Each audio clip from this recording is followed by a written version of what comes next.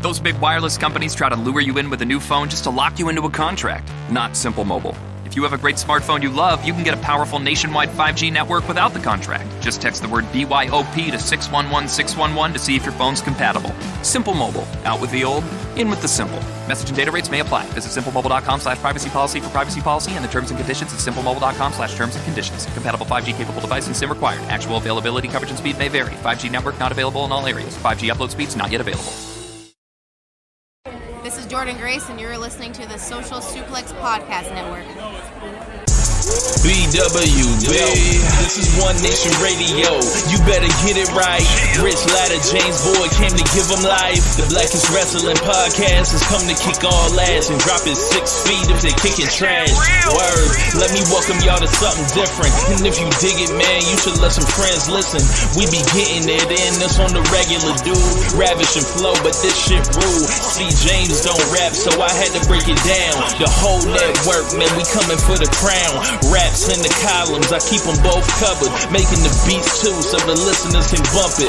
Hit us with the rating, yeah, I'm saying it's a 5. Before you hit it, talk, bob your head side to side. It's One Nation Radio, and this is the beginning. It's Rich, and I'm here with James. It's time to listen to One Nation. You got to unleash the power of the pyramid. This is Mike Sempervive from WrestlingObserver.com. Check me out on Wrestling Observer Live every day. And also check out your boys, Rich and James, on One Nation Radio. This is Kenny Omega. We're listening to One Nation Radio.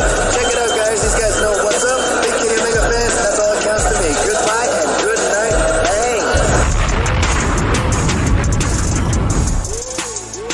Bang. Ladies and gentlemen, welcome to this week's edition of One Nation Radio. I'm James Porter. With me, I have Rich Latta. What's going on, man?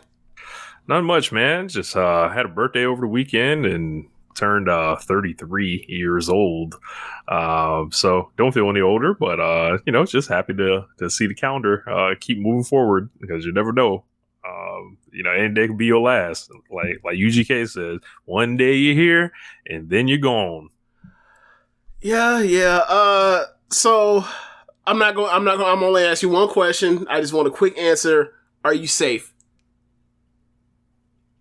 After what happened this weekend, are you safe? Yes. Okay. All right. That's all. We can move on from there. I'm glad to hear that you are safe.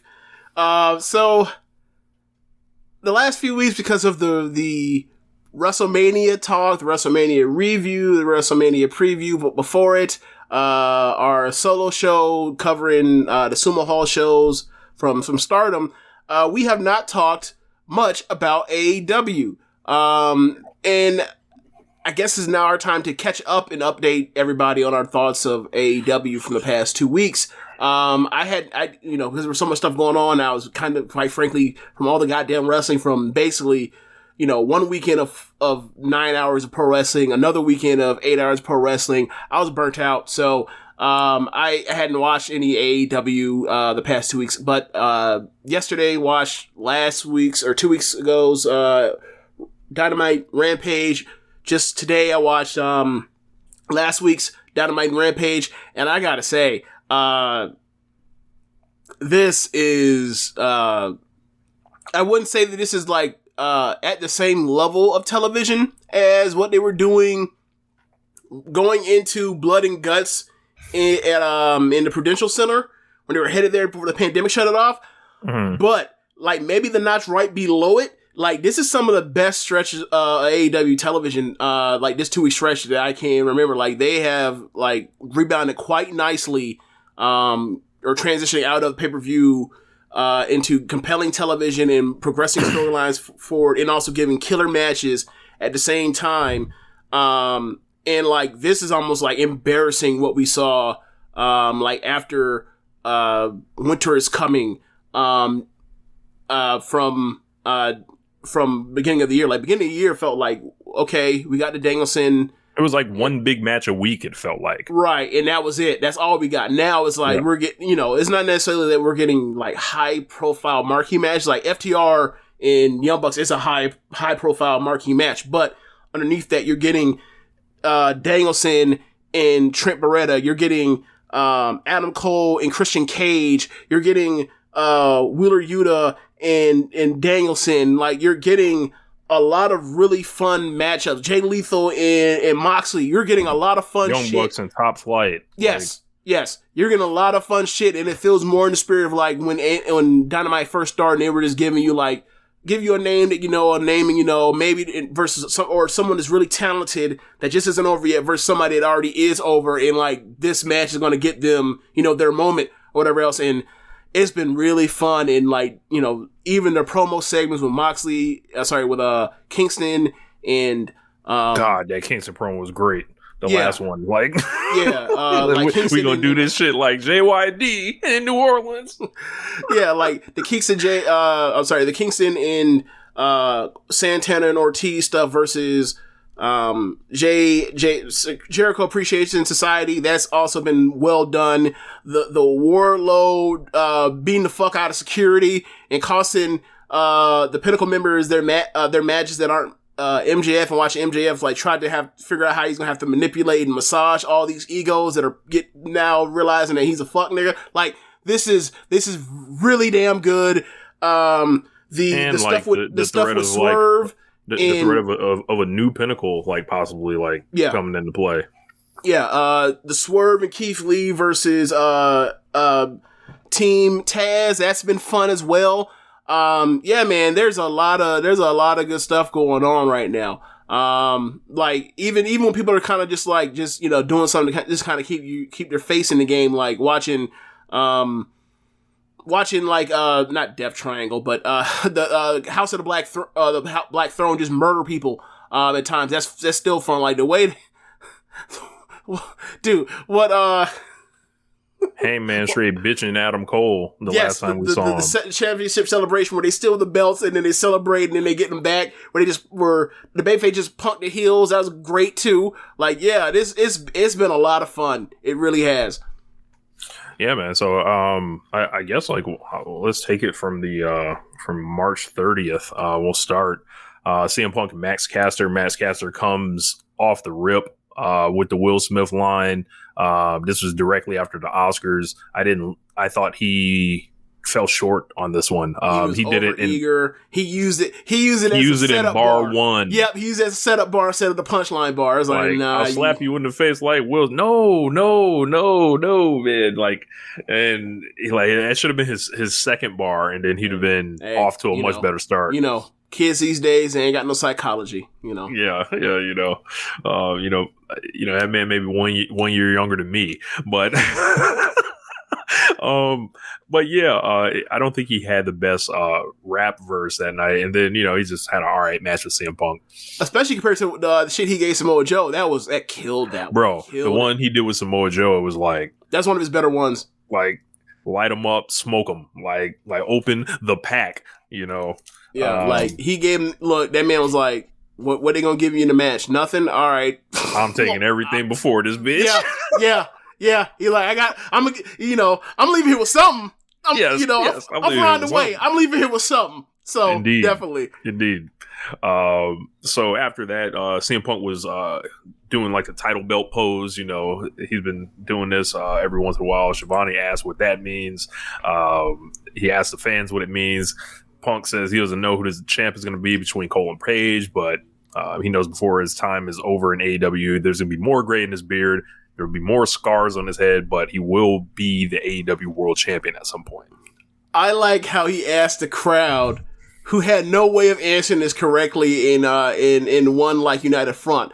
You tell me what that means? And all they were like, CM Punk, CM Punk.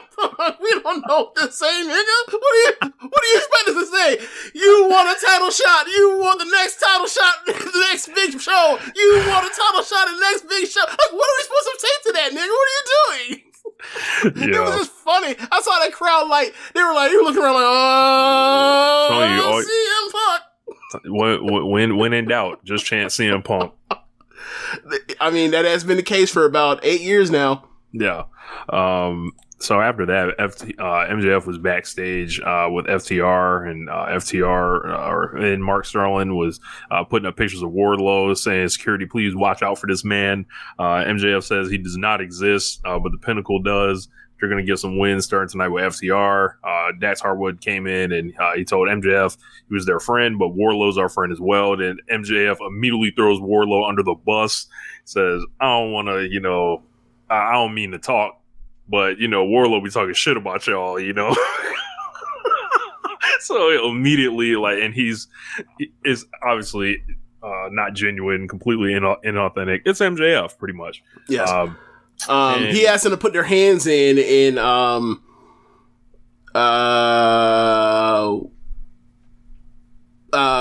Wheeler puts his hand in, but he's not happy about it. And then Dax is he questioned whether or not to put his hand in, and eventually he begrudgingly did, and he looked away from the camera. He was disgusted with himself. Yes. Yep. That was good. That was good. This is step one. FTR is or not step one because it's been in motion, them turning face and all that. I've been trying to figure out who's every tag team there's obviously the A member and then the B member, and I think it's been emerging that Dax is the leader of this thing. Well, I mean, this goes back even in NXT. Dax was always the more charismatic shit stirrer of the of them two, and I always saw it as Wheeler was the one that was to me he was the better athlete, right? But they treat Dax as if he is the Nick Jackson, where singles matches, it's him. He's a single specialist or single star that you send out, same way they use Trent instead of Chuck Taylor. So maybe that's also with what was been happening in singles matches, that's more coming to the forefront, especially now that they're now beginning to turn babyface, and they're going to need somebody that the crowd more the more visible one to kind of step forward in that role, I guess. Yep. So after that, we got Jay Lethal versus Jon Moxley. And James, the Jay Lethal Wrestling for Respect tour continues. This man is still wrestling for forgiveness. He's still a great wrestler. Still a great wrestler. Yeah, this was the dying days of his babyface run, but it's clearly all that losing has led to something. Yeah. This was just hard fought as hell. This was submissions and, going for reversing out of finisher attempts. This one, big brain busters and, top rope moves and just reversing and, just really good match. I would probably say, I maybe gave this 4 if I'm not mistaken. And Moxley gets the win with the paradigm shift. Yeah, I gave it 3 3/4, and it was surprising, how well they meshed together.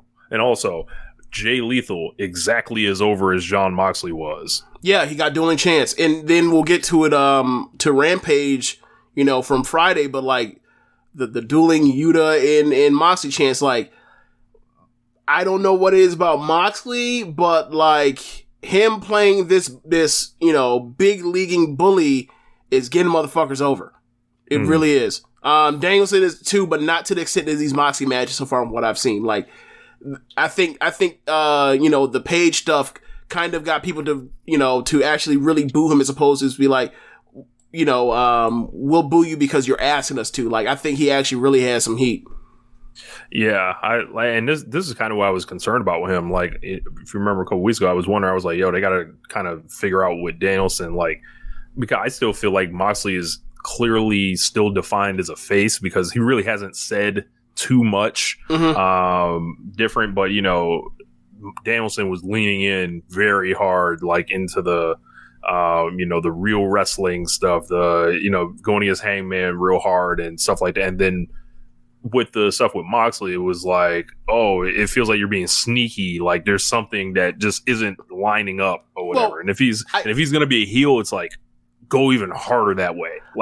Figure it out. I think the way this is setting up the dynamic between the relationships in the Blackpool Combat Club is you keep repeatedly hearing Regal call him Danielson the perfect wrestler, and then say, and I also really have this great relationship with this maniac over here.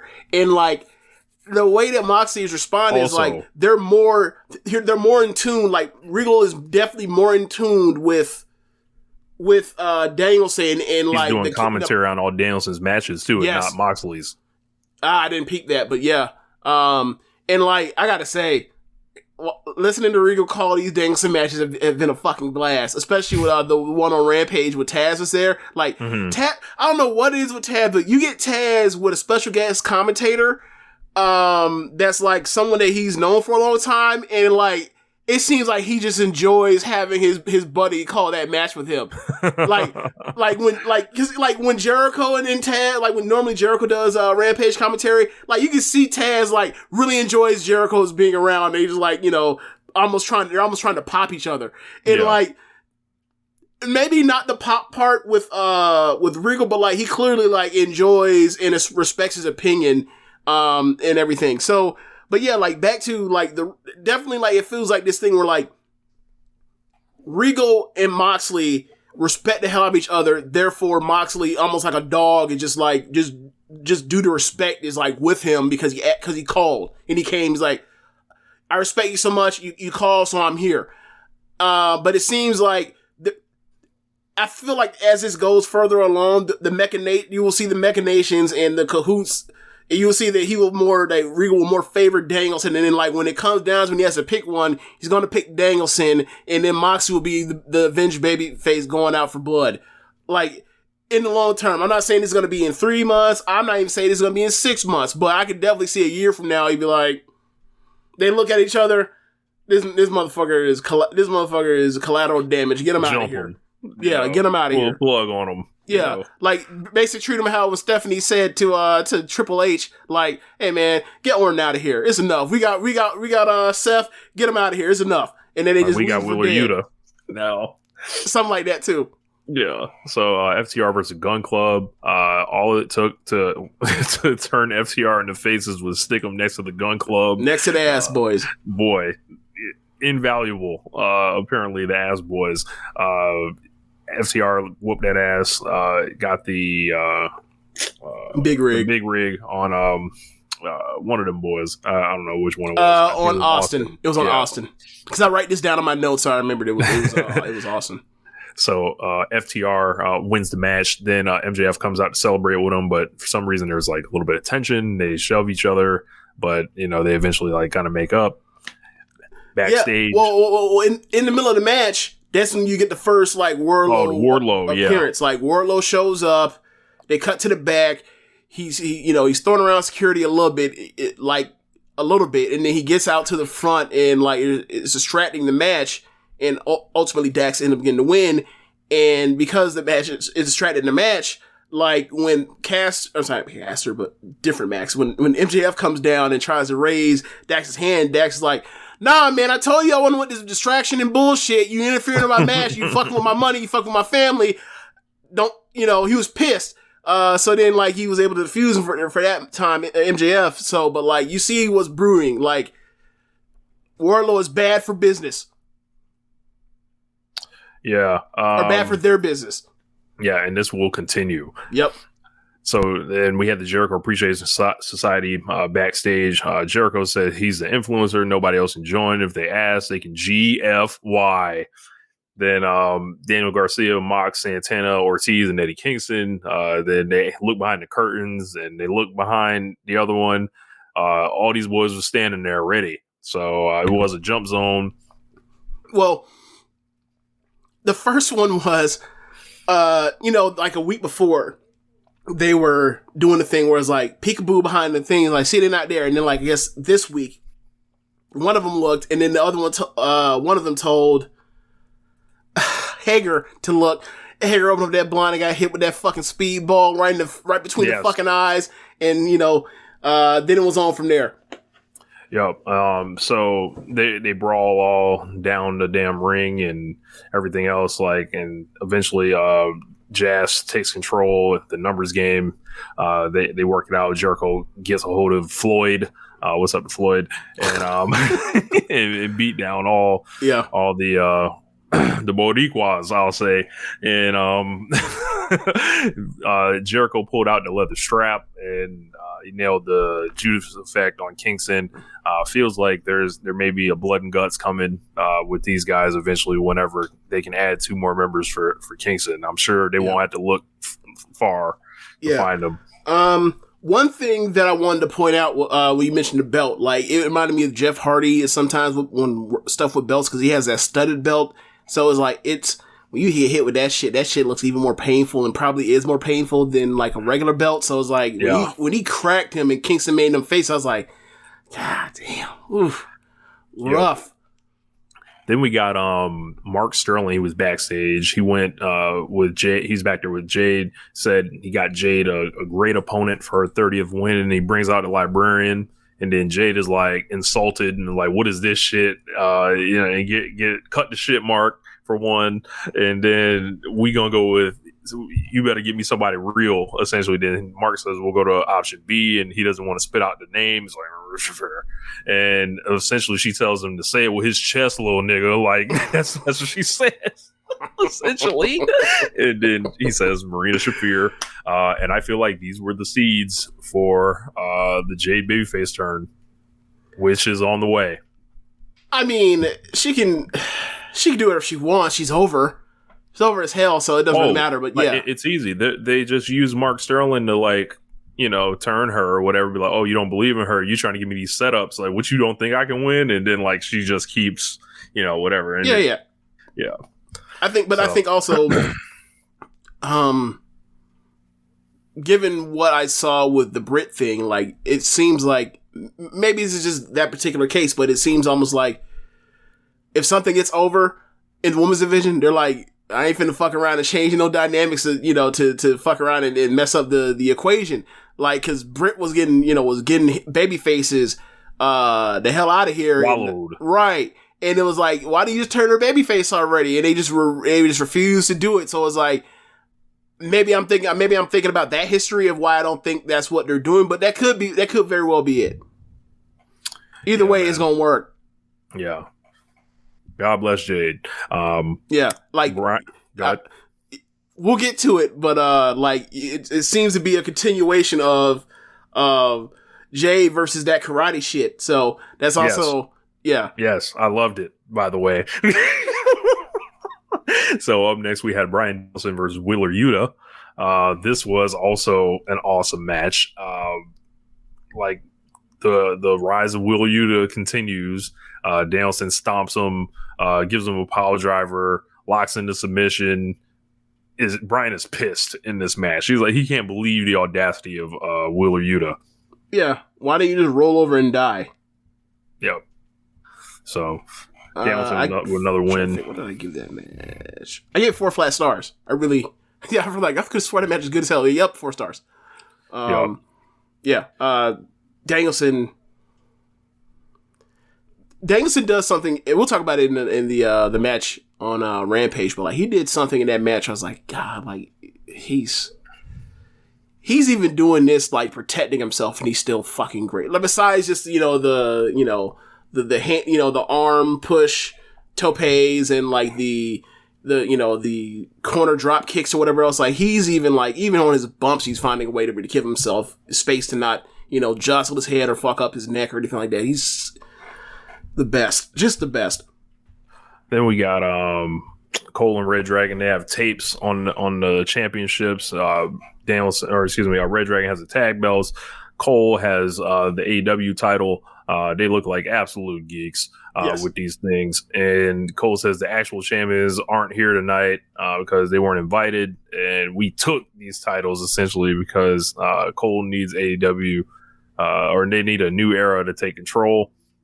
Kyle O'Reilly said he sees the haters saying they don't have enough wins, but Kyle O'Reilly, just continues to talk more, essentially says they're wicked. Everybody loves them. He basically is like, he loses train of thought and was like, oh, never mind, guys, I'm drunk. I drank too much champagne. Fish says he'll put their resume against anyone in the industry. They're the three baddest dudes in the company, and then the celebration is going to continue all week long. All of a sudden, Hangman pulled up in the Tesla with the horns on it, and he charged the ring, started essentially whooping all three of they country ass, and then he took down Red Dragon and he threw Cole across the ring. He was going to hit the buckshot, but the Red Dragon pulled Cole out. They tried to escape. Jurassic Express and Christian came out and said, nah, it's time to pay the price. They whooped their ass, essentially. Cole gets dumped, and, the real champs get their belts back. Great babyface segment. Great babyface segment. Ain't really got too much to say. I'll just whoop your ass. Like, that's, man. We, at this time, we kind of learn. Actually, no, we don't learn until the next week. About the title match. Okay. So Thunder Rosa comes out, cuts a promo. She says it's a shame their accomplishments are cut short, but she's a champion. She's the first Mexican woman to do that. She fought her way to be the face of the division, but she doesn't just want to be the face. She wants to be the face of all women's wrestling. That's right. All women's wrestling. She thinks that there are always bullies that want to pull her down. Thunder says pillars get knocked down, but the foundations remain, and she'll be that. She says she's ready. She tells Nyla to use the words, or does she need Vicky to dumb it down for her? She wants to wrestle the best in the world, no matter where it is, and she'll defend this belt to do it. So, are we going to get Thunder Rosa on a plane? Well, maybe, but I think the real thing is I don't know if you know this, Rich, but Mayu, after losing the Sumo Hall red belt match against Shuri, said that she wants to win. She wants to win the SWA match, the SWA belt, and she scrambling. So, desperation. So, Go ahead. So I'd imagine if Mayu wins the SWA belt, I'm imagining she's going to come to the U.S. again. I wonder where she would show up in America to have defenses for her SWA belt, the Gaijin belt anyway. I wonder where that would be. Is this a good time to talk about the news, the relationship stuff? There's a lot of interesting stuff has been happening. We may have talked about the Tokyo Joshi and DDT in AEW official partnership that started. We did talk about that. They now are showing AEW Dynamite on New Japan World in Japanese with Japanese commentary. I believe Shingo did commentary as well as one of their other announcers. So every Dynamite is on New Japan World now. Konosuke Takeshita will be coming to AEW for a year, and it's been announced he's coming to America for a year.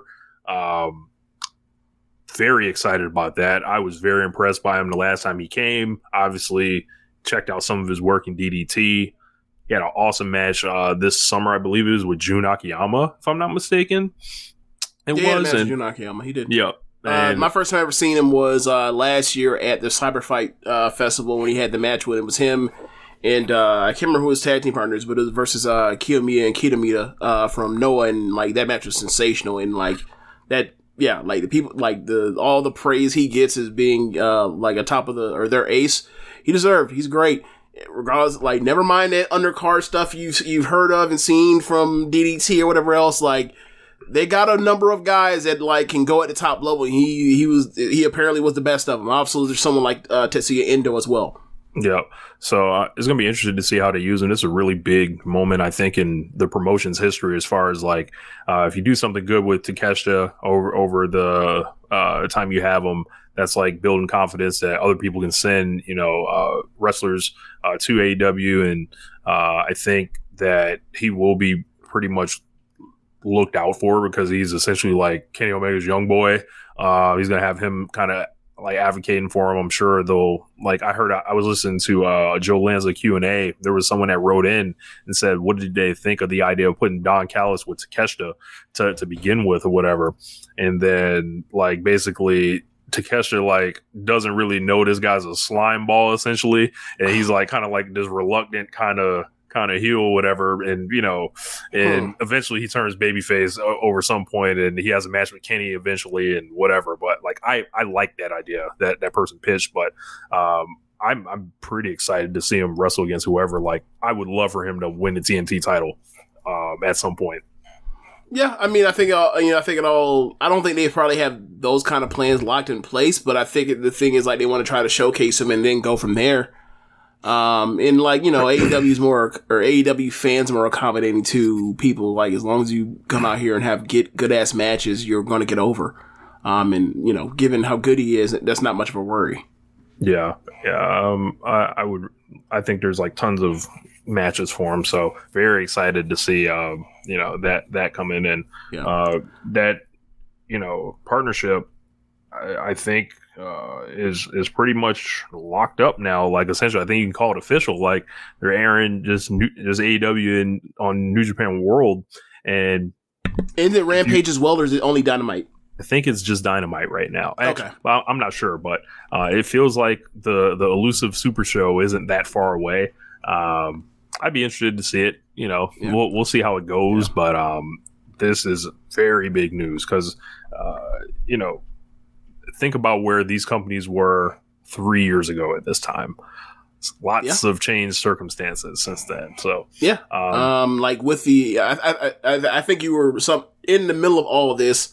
Like, you know, the word is like they're thinking of lowering down some of these restrictions from, you know, in Japan for tourists to come and that kind of stuff. And New Japan is looking into getting visas for people for Best Super Juniors, which is going to be back in its traditional early summer time slot of like of June. So like you look around and then you see like how they're, you know, with Stardom, and like it looks like they're about to make Mayu the SWA champion. It looks like we're about to start. What they doing? It looks like we're about to get back to where we were in 2019, where like, you know, this shit was, you know, we're about to start maneuvering. Yeah.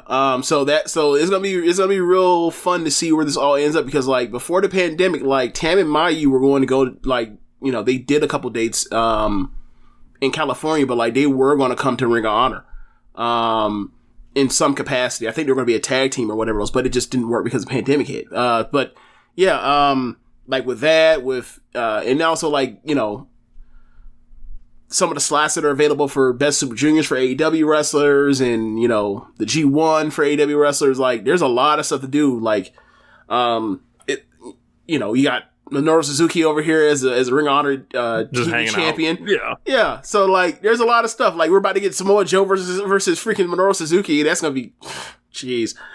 Oh man. But you know, Cody's in WWE, so you know, a lot of great things happening in major God American bless him. Pro Wrestling. You know, made the right decision for him and his family. God bless him. A lot of big things. A lot of big things. So I think he had the Miz TV today. Oh, yeah. Anytime you can work with the Miz, you know, you got to do it. I mean, they're close. You know, they're close. You know, so some say that, you know, they're similar. You know. I mean, both reality television shows. You know, Smoking Hot Wives. Suits. You know, Suits. Yeah. You know, Aspirations Beyond Wrestling. You know. I don't think I've ever heard like the Miz said he wants to run for like governor of Ohio. I don't think I've ever heard nothing like that though. This is true. Yeah. But yeah, you know, I was gonna keep going, but I'll get off now. I don't. Yeah. We had the Bunny in the Owen Hart qualifying tournament match, and she had a mystery opponent, and it was Toni Storm. So Toni Storm makes her debut. Crowd goes wild when she comes out. Her and the Bunny have an alright match, and Toni Storm ends up getting the win. Crowd kind of dies during the match because they're kind of just watching at that point. They were like, "Yo, why is Bunny like?" I don't think they were expecting her. Tour. I don't think they were expecting her like to get that much offense on Toni Storm. I don't know. Maybe I don't know what it was, but like you know, they need to respect the Bunny. They responded to Toni Storm's offense, but not much to the Bunnies. And the match was pretty good. Like, they threw, you know, throwing forearms and physical stuff, some physical strikes.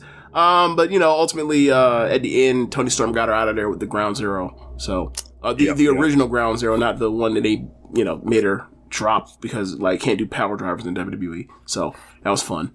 Yep. So she had like all new ring gear, new music, everything, and she had appeared in a Road to after that, said that she had considered retiring from wrestling, which was interesting. So pretty much saying how miserable she was, and but she thought she was like Owen Hart because she's gone all around the world, and obviously ties it into the tournament.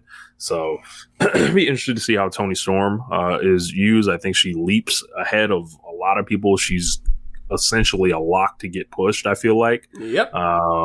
Even like in a way that I wouldn't have said about Ruby when she came in. Oh yeah. And that's kind of proved out.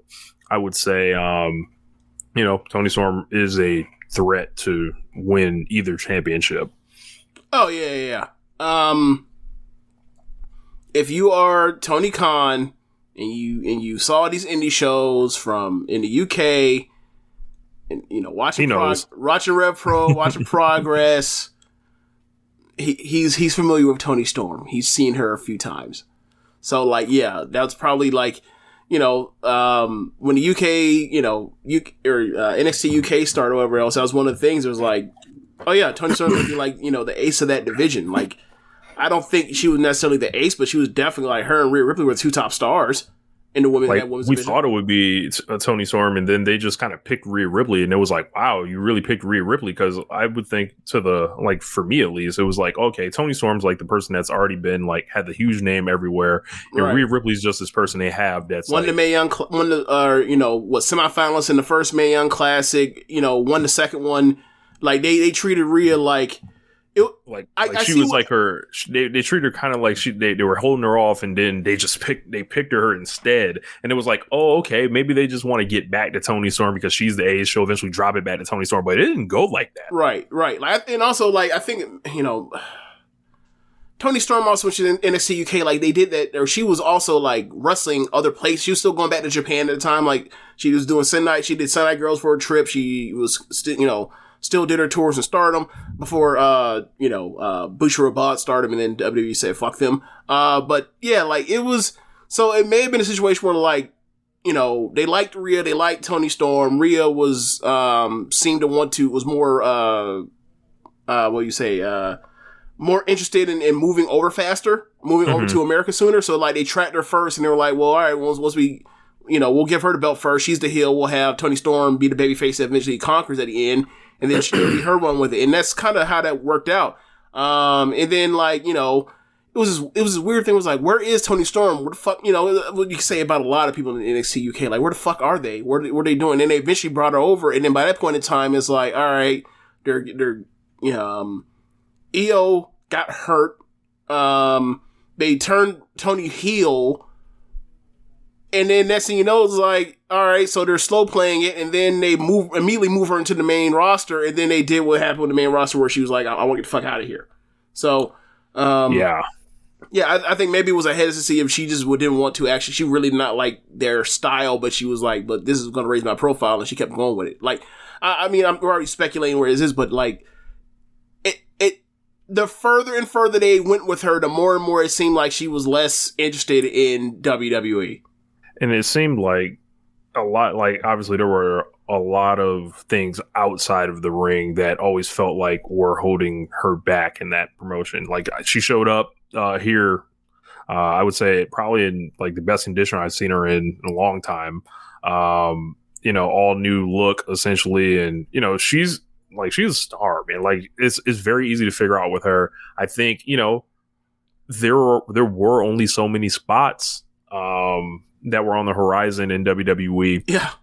And it's like, well, where do you fit in? Are you scrambling for the women's tag team championships that mean nothing? Like, right. I mean, and I don't know if there's necessarily more spots available in AEW, but I feel like if she walks in there, and we've always said, hey, there's going to be spots to get because it's going to get competitive eventually for these things. And I think that Toni Storm looks at, if I'm Toni Storm and I look at the AEW women's roster, I'm like, all right, it's still on the way up. Like there's still like work to be done as far as like, where can this thing go? Can I get it even to a higher level?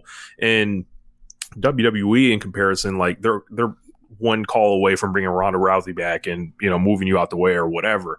And Britt's already had the long title run the first time. Sheeta's there, Serena Deeb's there, but I feel like if you're Tony, you walk right into that landscape. Yeah, there's a lot of people on the shelf. Like Thunder Rosa is going to need opponents. Like you can either wrestle the champion and lose to them and then still kind of be, orbiting, or they could just put that shit on you, and they have 2 belts for you to win. So, it's not like you're segregated on your show and you can't touch shit, but, it's going to be interesting to see how they use her. They got her kind of facing off with Jamie Hayter. Yep. They know what they're doing with that matchup, apparently. So a lot of people on the internet happy about that. Yeah. But I saw that. I will keep it to the wrestling here. Yeah. We are not a horny show. Yeah, and it was funny because I saw it and my response would be to play dumb was be like, yeah, two former SWA champions, TK, a fan of the SWA division, didn't know. We'll see. Well, but yeah, because they both qualified. We'll get to the Jamie thing when we get to the Rampage part. So they both qualified. The way they did that, they had to meet up at some point. And I don't think that's gonna be the first round. I think they probably set that up for second round type of thing. Yeah. So after that, we had Andrade El Idolo versus Darby Allin. So this was a night that we recorded One Nation Radio on a Wednesday night. So I didn't catch this main event, and I've got to go back and watch it. But James, please let us know. Oh man, this one. Okay, so Andrade comes out first, and I think Darby had a promo at some point along the lines I don't want you with the skull, with the skull mask and that bullshit. I want the the guy that was one of the best wrestlers in the world.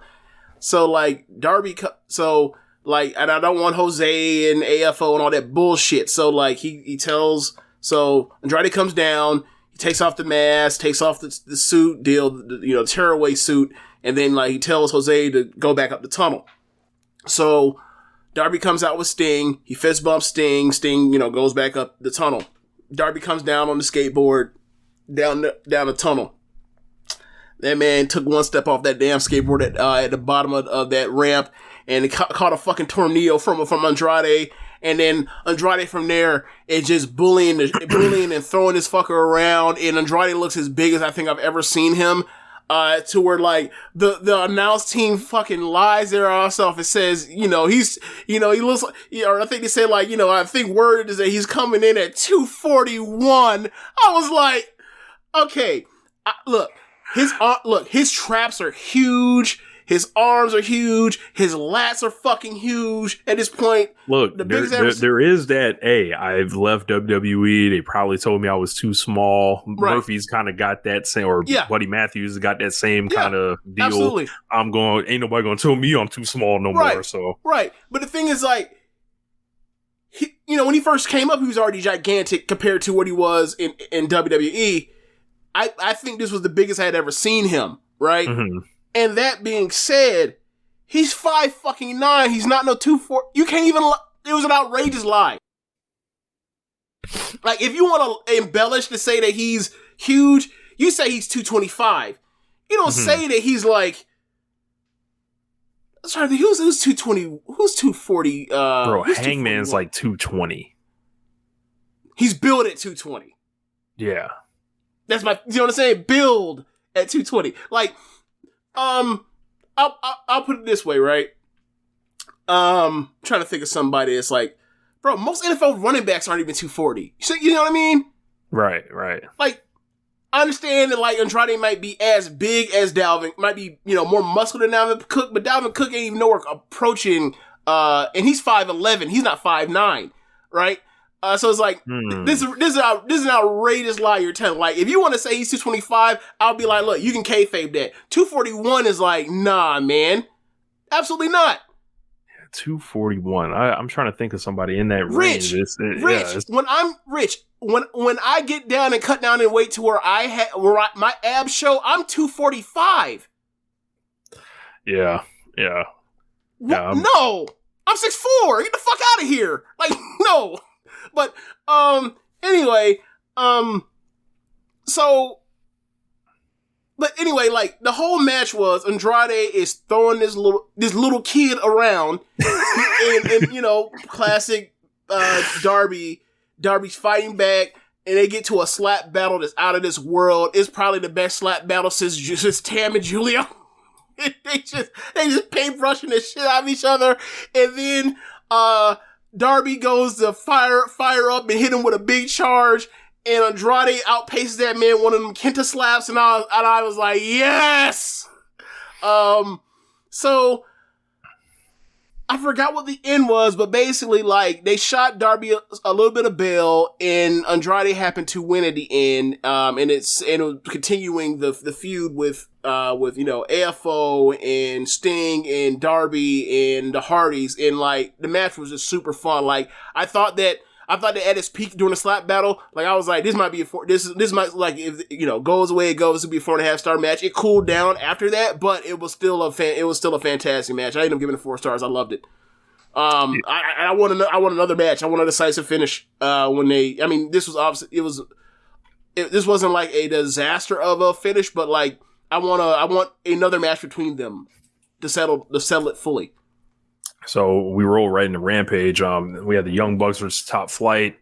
Always a joy when these guys get together. I don't think they had their best match like together on this one. I think their last match that they had was even better than this one. But it's always cool to see these guys together. I love the Bucks' new, like, kind of dark purple gear with the J's. Like, that's just hard. Dante Martin looked great in this match. And the Bucks got the win. I would want to say maybe like 3.5, 3 3/4, maybe. Just over 10 minutes. I gave it 3 1/4. I didn't like it that much. Like, Darius is back, but he's not back, if you get what I mean. Like, they're covering and hiding him right now, as opposed to, like, that dude was also sensational. And obviously, you know, he just came back from a torn ACL. He's still wearing a knee brace and everything, but like, they had him out there like he was just an other at times. And Dante had to do the heavy lifting, and like, it was noticeable to me. But yeah, like, you know, the Young Bucks Autopile is a fucking 3 1/4-star match, and that's kind of what this was. Yeah, I didn't think, like, it had been a while since the Bucks had wrestled. Yep. And I thought they were maybe a little rusty in this match. I mean, they were tuning up for the 4 3/4-star match, brother. Yeah. This was a tune up. This is a tune up for the classic match we got next week. Yeah. So Chris Statlander showed the other side of Chris Statlander video package, or they promised the other side of Chris Statlander. What does that mean? I still don't know. So we had a Dan Lambert promo with Paige Van Zant, Scorpio Sky, and Ethan Page. The only one that didn't talk was Scorpio Sky. Then eventually they showed Sammy Guevara and Tay Conti in the parking lot, and they were destroying Dan Lambert's car with sledgehammers. That's right, property damage. And then Sammy was spraying Be Mad on the hood, which I feel like is that's going to be his version of Deal With It. And I think when they turn, that's going to be the catchphrase.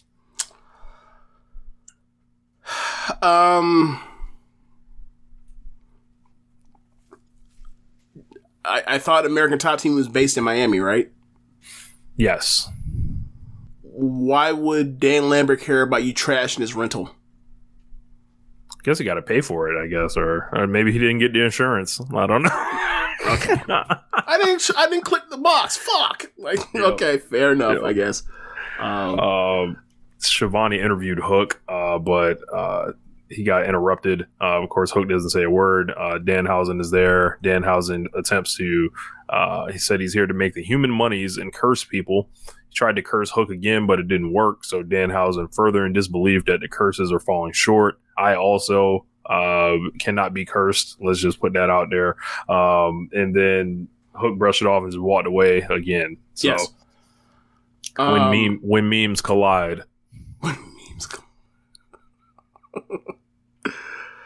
Yeah, I don't think Danhausen and Hook go together well. So, I get what they're going for. Like, Hook's too cool for curses. I get it. it's not actually funny. Yeah. I'm still waiting to laugh at Danhausen personally, but whatever.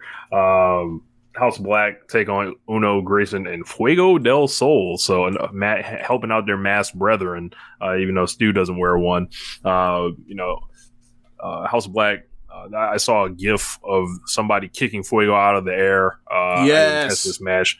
Okay, so it feels like I haven't seen Stu Grayson wrestle in like 6 months, but but he was there and he was back, and like you forget that he's like you forget he's very good. So it was good to see him in there, and like, but it wasn't like a super competitive match. It was more or less like a showcase to get Fuego get a hot streak in the ring, and then like he basically like sets up and gives at the end after everybody gets cleared out after Brody King hits a tope through the ropes. It's just alone. The final two are Fuego in Black, and Fuego hits Black with a reverse Rana, and he spikes for it, and he comes up and sells it big, and then Fuego hits the ropes and comes off the middle rope, and man, like Malachi Black took his fucking head off with a black mask, and I stood up out my seat. Like I don't know what it is, but like I've really been enjoying the wrestling where that shit has made me shout out and stand in my seat. He took his fucking head off, and Fuego like lands basically like on his back with his knees, with his legs, basically like folded underneath him. It was awesome, and he pinned him. I was like, what a great finish, and like I need more Fuego del Sol being murdered by the House of Black. Like it's been great. It's been great. Yeah. Then we had Tony Storm we had Jamie Hayter and Sky Blue going at it. Yeah, this match was not good. Sky Blue just she's not ready yet, but but she was better than Julia Hart that we saw this week. But yeah, a lot of fans of them both. Yeah, I mean, is that because of their wrestling or is that because of their look? Ultimately, I don't care, whatever. But match was just kind of there. Like I have to look at what I gave it. Yeah, I ended up giving it 2.5 stars. Jamie ended up beating her with a Rainmaker. She clubbed her around a few times and then hit her with a ripcord, lariat Rainmaker. So after that, we got the announcement of FTR and the Bucks. Bucks accept the challenge. They then teleport at the same time to the Ring of Honor show to do the run-in, which was profiled on Being the Elite. Pretty funny. After that, they announced Bucks and FTR for next Wednesday. Hardy Boys, Butcher and the Blade in the tables match. Cole and Christian Cage. Then we got the main event promo between Hobbs and Lee. And then we had the main event of Keith Lee and Powerhouse Hobbs. Yeah, man. They basically just, run into each other. They do power moves. Hobbs does a really good job working around Keith Lee's, babyface fire and the faces he makes and sells, and then, he fires up, and like all of it is building towards Keith Lee firing up, and then Keith Lee fires up, and then like, they start, more or less throwing each other around at points a couple times. Like there were parts of the match was building around Keith Lee wanted to give him that big, corner to corner bill. And Powerhouse Hobbs was like, nah, you're not happening. And then eventually, after he fires up, he finally gets it. And then by that point in time, because it's Rampage, you got Ricky Starks on commentary. He realized that Hobbs was in trouble. He comes down and tries to interfere, which leads to Swerve coming out and, canceling that out because of the distraction at the ringside. Hobbs turns around and he ends up catching the ref gets distracted, so Keith Lee was distracted, and then Hobbs ends up hitting him with the big spine buster made the cover. Ref is distracted. Hobbs gets back up and tries to get the ref back in place or whatever else, and then as he turns around, he ends up catching the ground zero. And then after the match, Starks puts Swerve through a table, and then there's another table propped up in the corner, and by Powerhouse Hobbs, Lee gets back to his feet. He ends up catching or getting the goozle on Starks, and then he's by the table, so Hobbs ends up spearing him through the table, and that's how they went off on Rampage. Went off air on Rampage. Yeah, man. Then we got to Boston. That match was very good. I ended up giving it 3.5 stars on Cage Match. It looks like a 3 3/4 star match. People liked it more than I did, so I check it out. It's fun. Yeah, like Keith Lee is just so good at like just being a big man that wrestles other big motherfuckers. He's really good. He's really good. Like, you mean like this is like what Omos and Bobby Lashley should have been like? They couldn't dream of having a match that good. Damn. Nah, man. Like, okay, let's just go through it. Survivor Series 2019, Keith Lee, Roman Reigns had the crowd on his fucking feet. Yep. Royal Rumble 2020, Keith Lee, Brock Lesnar. Had Brock Lesnar out here running ropes to get Keith Lee to do his drop down, or do his leapfrog drop down, or drop down leapfrog, right? Like, had the crowd on his feet. Hobbs, then you get Hobbs in there having one of his better matches that I've ever seen him have versus Keith Lee right here in a match that like didn't go that long. Neither one of them got blown up and like had a run it at the end. Still 3.5. A lot of people think 3 3/4. I think Keith Lee and Powerhouse Hobbs are good at this pro wrestling thing. I just do. Yeah. So yeah, that was a fun little ending, and it continues their story because they're going to have a tag match eventually between the NXTers and Team Taz. Yeah, man. Then we got to Boston, one of the hottest crowds of the year. They were excellent. So I have a question. Was there any chance that this Boston crowd, like, I remember they're like during the pandemic, they were subbed to go to Boston. Is this the first time being back since then? I think it is. No. They were in Boston, and remember the match Bryan Danielson had against Eddie Kingston. Oh, okay. So this is their first time back since that match. Okay, so it's been like over 6 months. All right. Yeah. So hot crowd. Hot. Yeah. Opens up with Cole and Christian Cage. Put Edge and AJ Styles in a pack, as I predicted. I thought this was pretty good. A lot of just hijinks of moving back and forth and, taking stuff, milking stuff, and also like making it mean something, but like the correct way to like where it doesn't kill the crowd. This was a classic Christian WWE singles match. Like you can put like, obviously I don't think it was as good as some of those Randy Orton matches, but like you could put this next to like the SummerSlam stuff with Del Rio from like earlier last decade. Yeah. Very good. Like not a bunch of flying, not a bunch of like, or slower paced or whatever else. Slower paced than most Christian matches, to be honest. But like, like this was a match that like played towards, the big moves. And, once, like setting up towards like the big moves or the real momentum movers or changers in the matches. And like, as they'll start coming out and they're ducking and escaping that stuff, like it was fun. I ended up giving it 3 3/4, and I was like, yo, like they're between last week's stuff I just watched. Literally I watched it yesterday, and then this stuff I'm like, I know what's on the main event of this. Like I know I heard this match. I heard the main event of this class. Like yo, they're on a really good run of like hot ass wrestling matches that like they just weren't on for a while. Like I'm glad this is turned around.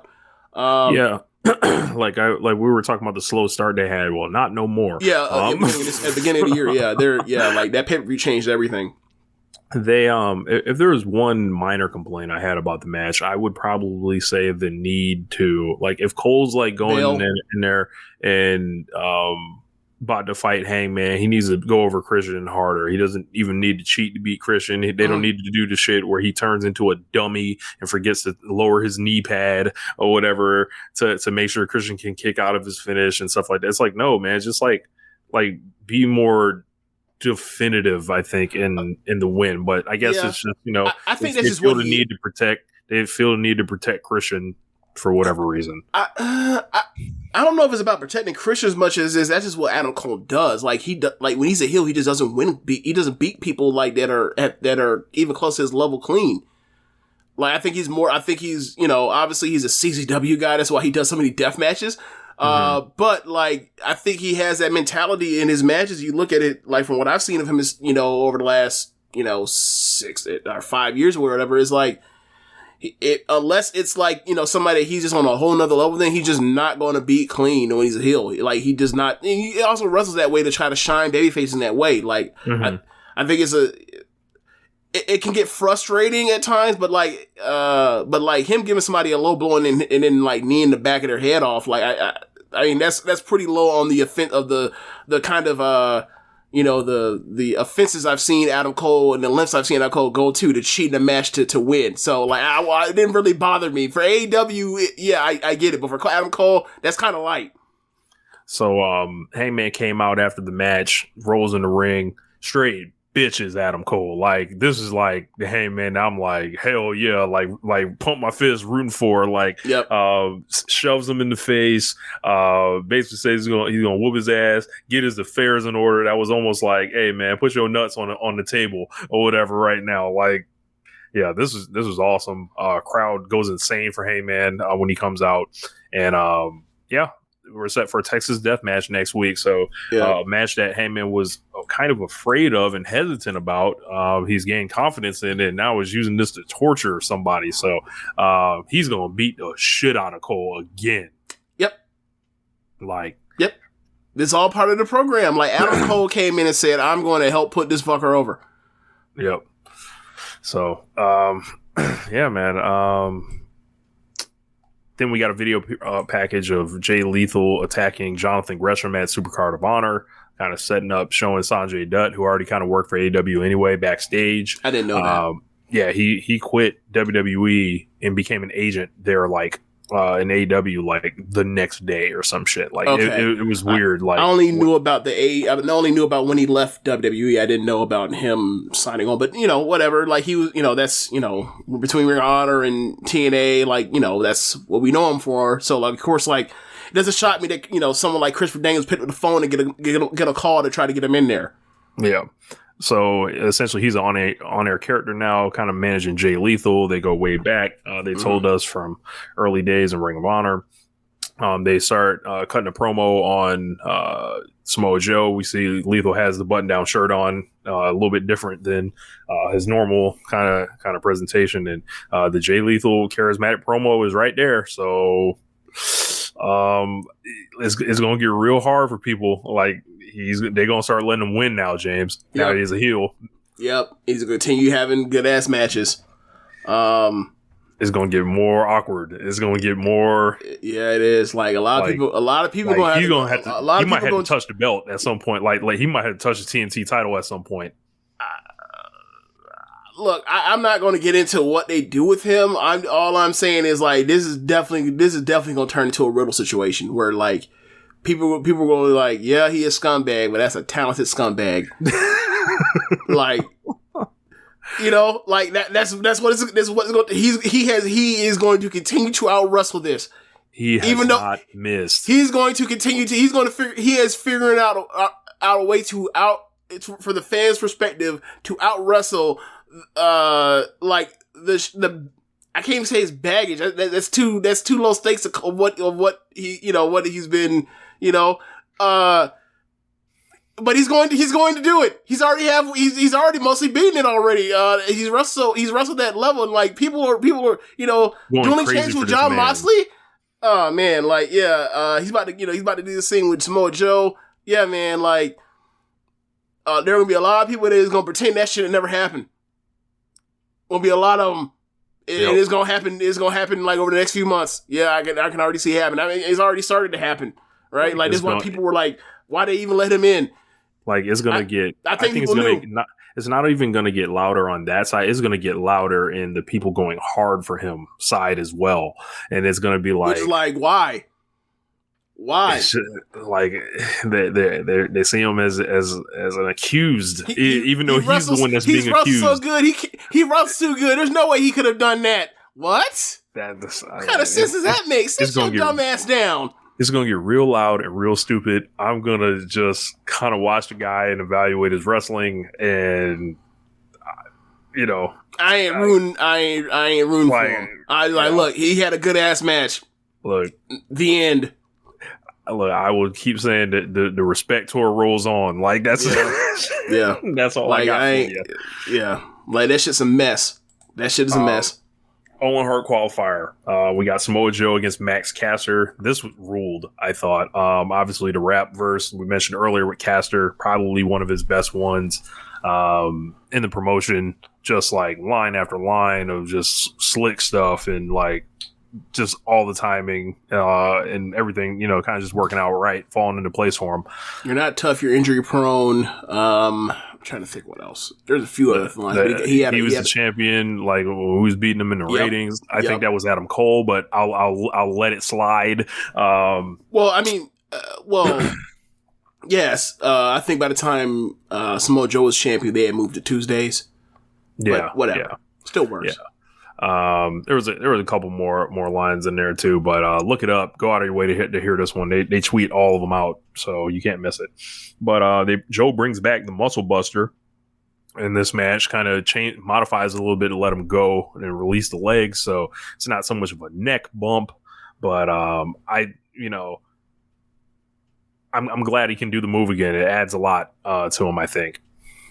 Yeah, for basically a squash match, like he looked pretty good, which is like, Samoa Joe, he's not that far gone. Like, even the last match I saw in the match with Karrion Kross, like, I thought he was blown up, like, immediately in, like, a short match, but, like, even while blowing up, he still was wrestling well. Like, it still was a good match. Was it a very good match? I don't know about all that, but, like, he can still go. It's just, like, you worry about, like, the amount of rust he has, his injury, his health, and like if he can keep the conditioning, watching, how that match went probably like 5 minutes, something like that, but like he didn't look blown up. So and I was kind of concerned because like last time we seen this guy, it was like I was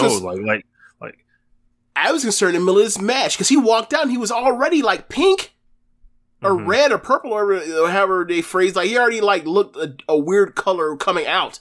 I don't know if he was doing something to make himself look, I don't know what happened, but like, he was a weird color, and then I was like, is he gonna be blown up? And then he wasn't, and he just, he always gonna sweat because he's big, but whatever, like, he looked good. Ironically, he may have to get on that Suzuki program, which he's gonna be wrestling Suzuki next week for the ROH TV Championship, and what can be a very interesting finish, like when you think about which way that's going to go, all the different ways, like, is this a case where someone else, like, is Jay Lethal going to get involved to try to screw Samoa Joe? Is someone going to cross Suzuki? Like, there's a million ways this thing can go. I don't know which way they're going to pick. I don't know if someone's losing clean. I don't think they're going to do a bullshit finish. But just wild shit happened. Like Minoru Suzuki's the ROH TV champion. So come on to Dynamite and, Kaiser need RA. So, come do, the Suzuki faces and the chops and, bring that here, Yeah. I like the last AEW match he had was the Danielson match. And like, that's what I want. That's what I want when he shows up to AEW or Ring of Honor. Like, so like, and I think he knows that. So, I think we're in for a treat. So Jay Lethal and Sanjay Dutt, we mentioned kind of the content of the promo. They said they changed their outlook. They said Lethal tried to call Joe for months because Joe was Lethal's teacher, but Joe wouldn't answer, a la Paul Orndorff and Hulk Hogan. Joe only apparently answers for billionaires. Lethal said next week we're going to get Joe a massive present. So maybe something going on there. Yeah, definitely something. So the BCC was backstage, and Danielson, they announced, would face Trent Beretta, and Moxley would face Wheeler Yuta on Rampage. Moxley said it's going to sound like bones cracking, like thunder and raining blood, like he was trying to think of something to say, and he just kind of just spit that out. I mean, given what, look, he wasn't lying, right? Like, given what happened, like he called his shot. Like when Jon Moxley says there will be blood, there will be fucking blood. Like that Danielson match from Revolution, this from this week or this past week, when he says that shit's coming, it's coming. Yo. And it ain't no little nick here and you bleed a little bit and then like all of a sudden your face is dried, from the rest of the match. It is Muda scale. It is over 5 on the Muda scale every time. We gonna split you, Yeah. But MJF joined commentary and I do. next match was one thing I want to say. I do like this promo for the fact is like it showed that what we were talking about earlier about like he sees something, Danielson and Regal both see something in Yuta, and Moxley is less convinced. And then, we'll stay tuned until, we get to Rampage. Yeah. Sean Dean taking on Sean Spears. Spears was beating his ass, hit him with like the C4. He did some sick move. It was like a made in Japan like neck breaker. I was like, what the fuck is this? I was like, this can't be the guy that everybody tells me is just this terrible wrestler that just never needs to appear on television. This can't be the same guy, right? But apparently, this all happened. MJF was on commentary. Mm-hmm. Wardlow appeared backstage, and my God, Wardlow started powering through these geeks like just easy. Just get them out the way. Finish these boys. Walking, stomping on the way to the ring. The whole crowd doing the Wardlow chants in the goddamn in the Goldberg cadence. Yep. And it's Wardlow season in this bitch.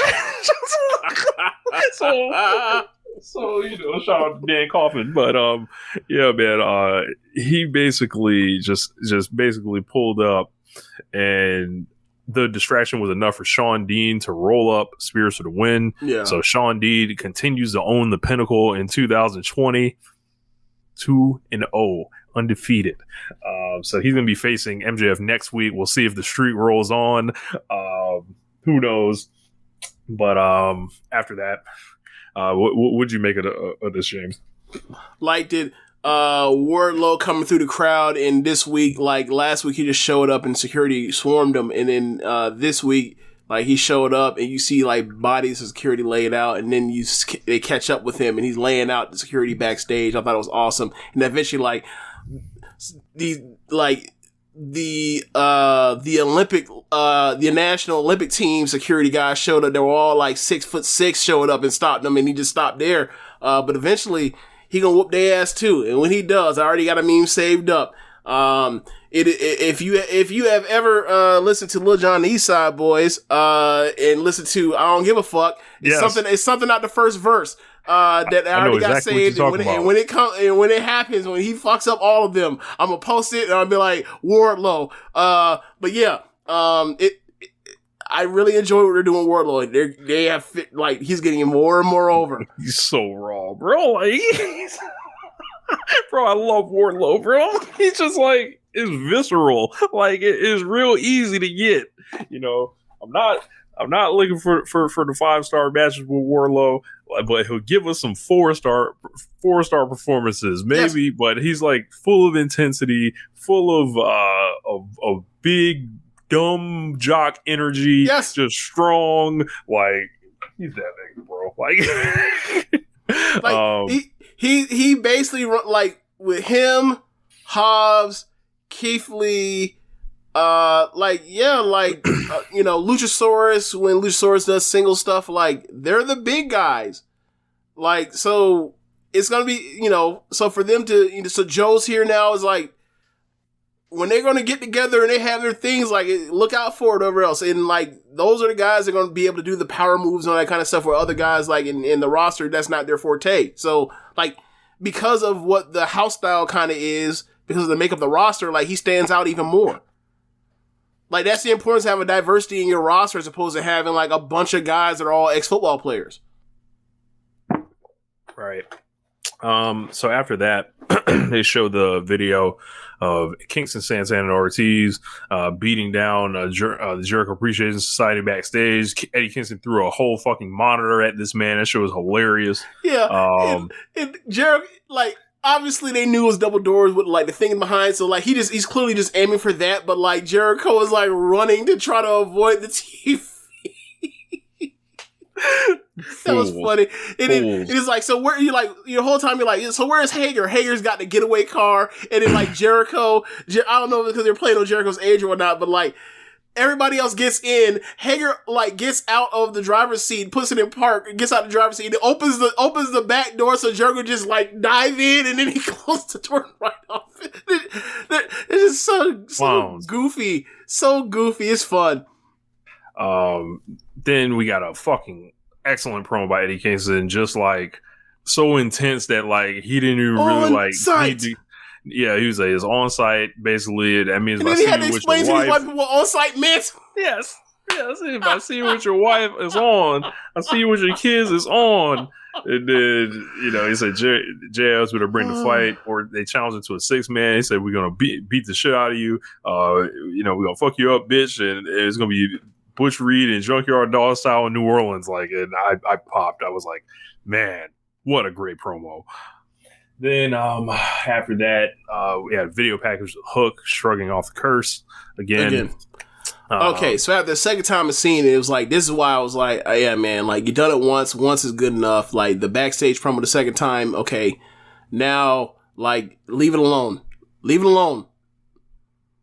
Like, I don't want to see this every single week. What good, like, unless he's going to eventually, like, slam Danhausen on his shit, which I don't know if he can yet because of his foot, then, like, there's no purpose of doing this, like, because eventually he's gonna, like, why wouldn't Hook be annoyed by this dude's presence? Because he keeps running up on him over and over and over. So, Jade and Mark Sterling came out, and she introduced the baddie section. So, yes. She's basically picking out and the cameraman made sure to cut out that dude that actually was a part of the baddie section because of sexism. Yep. Can't believe that. The guy chosen as a baddie, Jade put him on Twitter, took a picture with him. And because the cameraman cut off the dude, like, I forgot who was on commentary, it was like, yeah, those are nice looking women, but it's like, yeah, but they cut off that one dude. And then what would you have said? Then what would you have said, Ross or Shivani or whoever else was on commentary, Excalibur? What would you have said then? Hey man, I'm a fan of the baddie section. I hope it increases. Can we get a couple rows of the baddie section? Can we get like 3 or 4 sections of the baddie section? How about a whole stadium? Who you telling? Yeah, like, so for me, like, I enjoyed this because it's such easy heat. It's like, your town ain't got no attractive women. I'm bringing the attractive women on my behalf to try to give y'all some culture. Like, I love it. She can do this every single week. She's picking people out of the town. I know that. But that's not how she's presenting it. Obviously, she's getting local. She's not flying them in. Yeah. But the way they present it is like, yeah, y'all town ain't got no attractive women, so I have,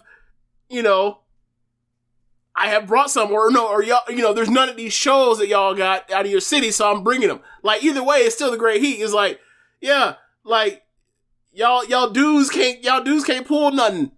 That's like, I love it. It's great. It's funny. She was getting cheered during this shit. So, like, it was like... I'd have cheered her. I love it. It's great. Yeah. So, like, I feel like, looking back in retrospect, maybe I'm looking at it through the prism of time has passed, or I'm recently biased, but, like, how did Jade not make it for... how do we not think of... Or do you feel like we omitted her for Gimmick of the Year last year? For that bitch?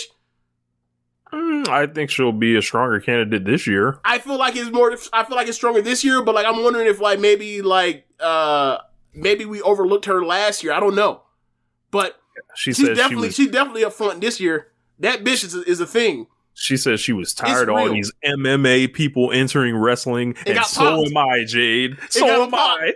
I'm tired of all this shit. If y'all want to do MMA so bad, get y'all ass back in the cage. Go fight. I don't give a fuck. I came to see people pro wrestle. Like, I don't care about all your bullshit that you're doing in your match. No, man. It's just boring. Like, fuck all that. Exactly what Jay said. We don't have no time for that MMA shit. Like, nah, get them out of here. And she basically tied it into... says Shafir may be a problem, but Jade is a problem solver. So, get that shit, make that shit, go get it like the Red Cross. Pandering. I love it. Hardy's versus the Butcher and the Blade in a tables match. And James, we warned him. Matt Hardy is done. Done. Repeat that. Matt Hardy is done. Look, man. He has nothing left. He has nothing left to give us. That man has gave his body to this business. He has nothing left to give us. It is over. He can't move. He just can't. You watch him. He can't move. And, like, he's doing spots and, like, obviously there's some selling involved, but it looks like it's hurting him to do stuff. Like, when he was doing, the leg drop through the table, it looked like it hurt him. Yes. He, and then, he's supposed to do, bro, he was taking crazy bumps all in this match. It was like that one. He was taking the superplex to the floor from the outside when he was supposed to go to a table. And it was unsturdy as hell. You had the Blade had both his feet on the barricade to do it. Yeah. Obviously, he's doing it. It was a 2-person job to do it, but it looked unsafe as fuck and a bad idea as they were doing it. But luckily, no one died. I think. What is the move when Jeff comes off, runs from one corner to the opposite where the opponent's in the other corner, and Jeff is basically on all fours and he jumps off? Is that poetry in motion?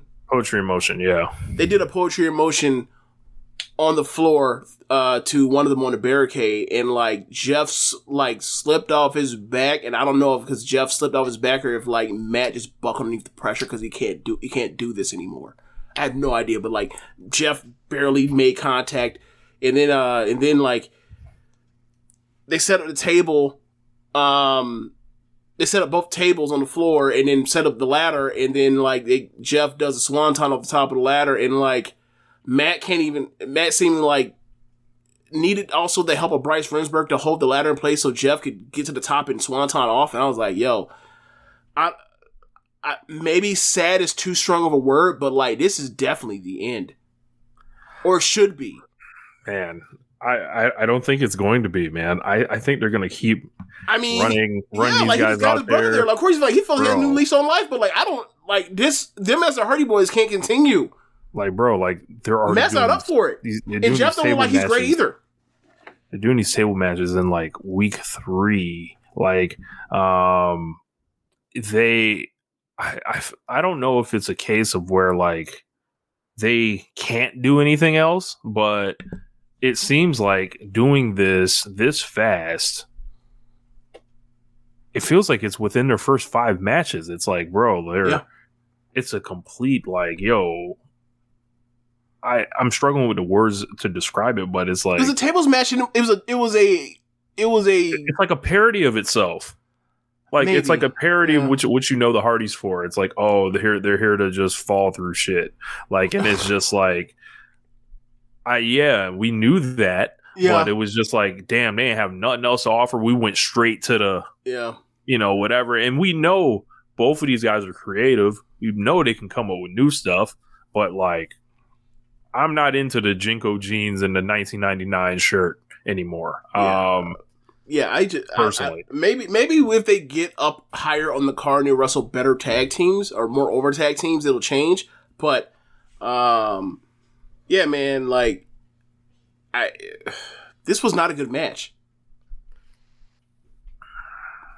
I gave it 2.5 stars. It wasn't a good match, and it's a tables match. They had a motherfucker at the end finish with a swanton bomb through tables on the floor. And this is before you get to everyone kind of not understanding how the match worked. And I don't think that helped either. Yeah, that definitely didn't help.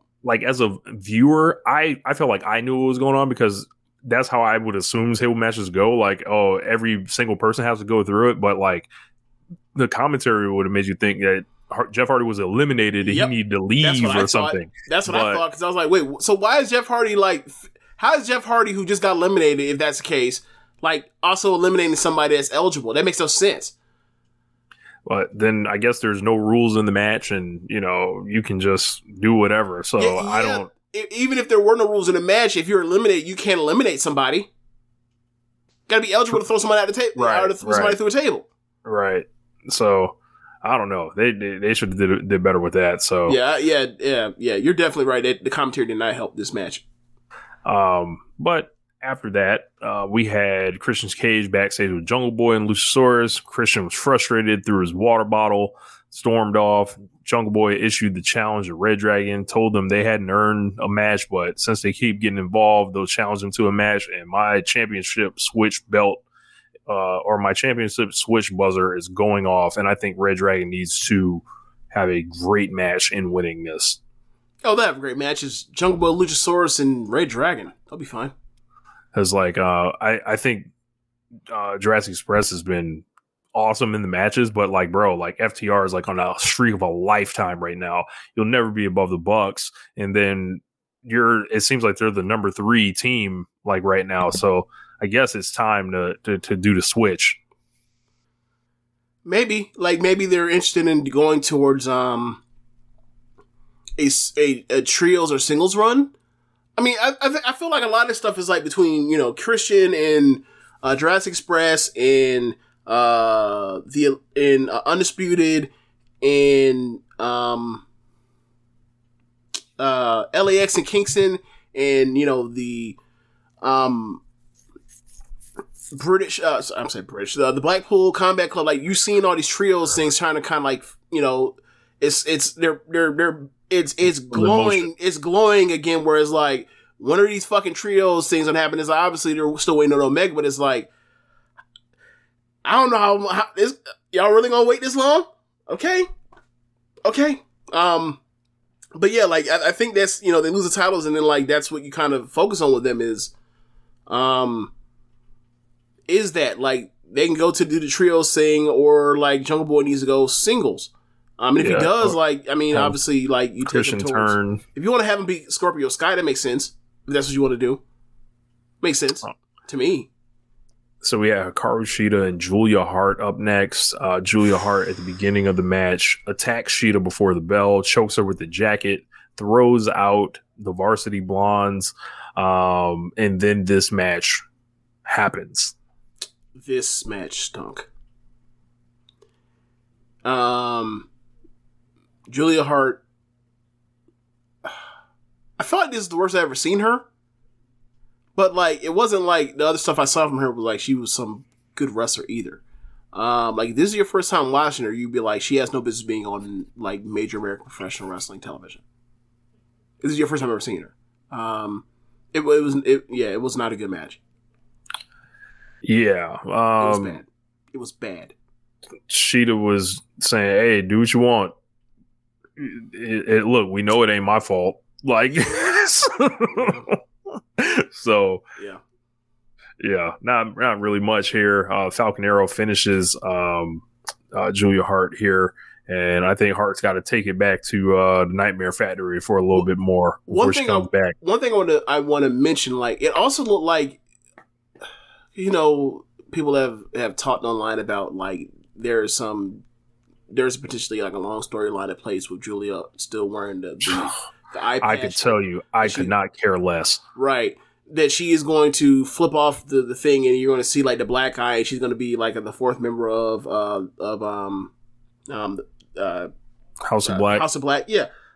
So I thought this was at play here when she threw her two friends out throughout, Griffin and Pillman Jr. And like I noticed, like on her face, there was almost like a. It looked like as if like some makeup that was underneath the eye patch smudged off, and it was dark, almost like when you think of Malachi Black's eye thing. So I was like, maybe they're doing it here, but then like, nope, she's got her the fuck out of here. Maybe it's like a tease of this is what's to come. I don't know, but like if they're gonna do it, they better get to it soon, and maybe this is the beginning of it because she's now turning heel or whatever else. But if she's going to be in House of Black, she needs to get a lot fucking better, like immediately. Yeah, because there's a standard with them three. Yeah, I think people are really into the idea of like putting the cute blonde little girl with the dark, thing. It's like we've seen this story before. Like we've seen Alexa Bliss be corrupted into this fiend shit. Like this is like I have zero interest in this. Like negative. Like I hope they drop that shit, forget about it, and never happens. Like like unplug that shit like the Nightmare Collective. Like I don't give a fuck. Like I don't. So speaking of like another trios team, House of Black, who's having a feud waiting for Ray Phoenix to come back between Death Triangle. Just start the tournament now. Stop wasting. I want this trios tournament now. Enough. You Playboy. Look, give Kenny Omega and the Young Bucks like the first defense after you crown a champion. If you need it that badly for him to be involved. But damn, man, I'm tired of waiting. So Serena Deeb's music played. She tried to attack Shida with a chair. Serena Deeb massively cheered. She came from behind. And she was ready, waiting for the front, and then realized enough time had passed. It was like, oh, she's behind me. She turns around, and then they face off, or they basically get a standstill with Shida's versus the kendo chair. stick. And Shida's chair, and Shida's kendo stick in Deeb's chair, and Serena eventually leaves. It was like, I almost got you. I almost snuck up on you and got you, but I'm gonna get to you eventually. So they're teasing that. I'm assuming that's for the Owen. And also continue their feud because that'll be like their 6th or 7th match, I think, or probably like their 5th actually. But they have a good match together. Yeah. Swerve's backstage. They showed pictures of him at the Grammys. He said he didn't forget about his issues with Ricky Starks, but for now he's got stuff to do, and he walked in the locker room. After that, Swerve got inducted into the jump zone. See what happens when I hang out with Swerve. Don't nobody really try to jump Swerve. So like I didn't really talk to Swerve about that. I sent a little tweet out that he liked. So it was like maybe I need to be there to make sure nobody jumps Swerve. Like maybe this is But after that, Lee's in there too to watch his back. Keith Lee can watch his back. I'm sure he's a lot more trained than I am. So they do the big brawl in the locker room. Lee hits Hobbs with a pounce through the wall, of course, and this kind of foreshadows the tag team match that gets made. It's going to be their Dynamite or Swerve's Dynamite debut, and they're bringing this feud to Dynamite. It's been cooking on Rampage for about a month now, so yeah, time to bring it over. Yeah, now I think the bump through the put up drywall looked bad, but whatever. Yeah. So Rampage lineup: Moxley and Wheeler Yuta, Bryan Danielson, Trent Beretta, Red Velvet, Willow Nightingale, and Swerve versus QT. So after that, they announced the Dynamite lineup. Next week is going to be Jungle Boy and Luchasaurus against Red Dragon. They're doing the 6-man with Kingston, Santana, and Ortiz against Jericho Appreciation Society. Rampage, Hangman Page versus Cole in the Texas Death Match. Battle of the Belts, Thunder Rosa versus Nyla Rose. And then I wish I would have just tried to announce that as fast as Excalibur does. Oh, yeah, he was zooming through that thing. So Rampage, next or Wednesdays is in New Orleans, and then Friday's Rampage is in Garland, Texas, right? Okay, yeah. Where is Battle of the Belts? Battle of the Belts, I do not know. Okay, I'll find it real quick. So they bring out our longtime ROH ring announcer Bobby Cruz, and he does the introductions. And it is time for FTR versus the Young Bucks 2. The roles are switched is for the ROH Tag Team Championships and the AAA Tag Team Championships. And feels like the crowd's on fire. Everyone expected a classic. We got one. I like this more than their other match. I think I'm about a quarter star higher on it than that one. And I really liked it. I thought it was really it was interesting seeing FTR just get cheered like this. And I was like, I'll never cheer for FTR like that, but it's nice to see that or whatever. This is one of the best matches they've had. And this is fresh off the heels of their match with the Briscoes, which I think is even better. I gave it the same rating, but I think the Briscoes match was better. Than this one was, but go out of your way to see that if you guys haven't seen it, and then watch this one. It was a great week for FTR. FTR is on fire right now. They've took the stuff with the Dax Harwood singles matches, the stuff they did with Moxley and Punk, the Briscoes match, they're like in a zone that they've never been in any point in this company. And it seems like anywhere. Forget this company. Like, anywhere, any point in the time's career. Like when they were NXT, they weren't having matches at this level for this frequency. They were coasting off the NXT reputation for a long time, and they were coming in at some of these matches, especially when they first got to AEW, where it was like, I don't know, like, and they went through a long period of like, find themselves off the card and just challengers and stuff like that, and now it seems like it's their time right now, and they get the win over the Young Bucks here. Just tons of great sequences, firing up, crowds going absolutely crazy for them. Take nothing away from them. Like they're hitting a new peak for themselves. And of course the Bucks, like, come on, man. Like the Bucks got 20 of these, man. I'm done talking about the Bucks, man. The Bucks are too great, man. So like this match basically starts by them basically doing anything you do, I do better, and they basically FTRs baby faces or whatever else, and the Young Bucks are heels, and the Young Bucks are basically doing like FTR's like greatest hits of cheating, and then like FTR's responding by like getting momentum back on their side by like doing the same heel cheating tactic or whatever, but their baby face so is working, and then eventually like they both get in all four get in the ring, they hockey fight out, they get the heat on Wheeler, which sets up the hot tag to in comes in Dax starts opening up with chops and forearms and all that kind of stuff, and then you start getting big moves and saves and everything, and then at the end ultimately you end up getting Matt Jackson in there. No. Maybe Matt in like 20 years, but Matt in the ring, and like Nick's been taken out, so like they go to give Matt the BT trigger, and he sees it coming. He's like, "Fuck you guys!" He spits, like he has a bloody mouth, so he spits in Dax's face, and so they were like, "All right," and it was very much. It reminded me so much of FTR's like last great match in WWE, like that match on NXT, like during the summer or the Survivor Series 2019 thing against Red Dragon, actually, where they're just like, "You're one of the greats. We're some of the greats too. Like you may beat us, but we're gonna go down fucking defiantly." So like Matt spits in one of their faces, or spits in Dax's face. They get him the BT trigger and then lift him up and give him the big rig and get him out of there. It was a great match. One of the best matches of the year. I gave it 4 3/4. I thought this match is just on a whole nother league than that first match they had. Like that first match disappointed the hell out of me. Like I still thought it was a great match, but it's like to see the people's reaction to it or whatever else, it felt like people are capping because like they wanted this match, and like they weren't going to let it not be, or not consider it as some all-time great match, as opposed to letting it happen when they eventually do it. This is one of their all-time great. This is like, I'm assuming they're going to have more of these. Like this will be, when we get through with FTR and Young Bucks over the next 3, 4, 5 years, this will be one of their classics.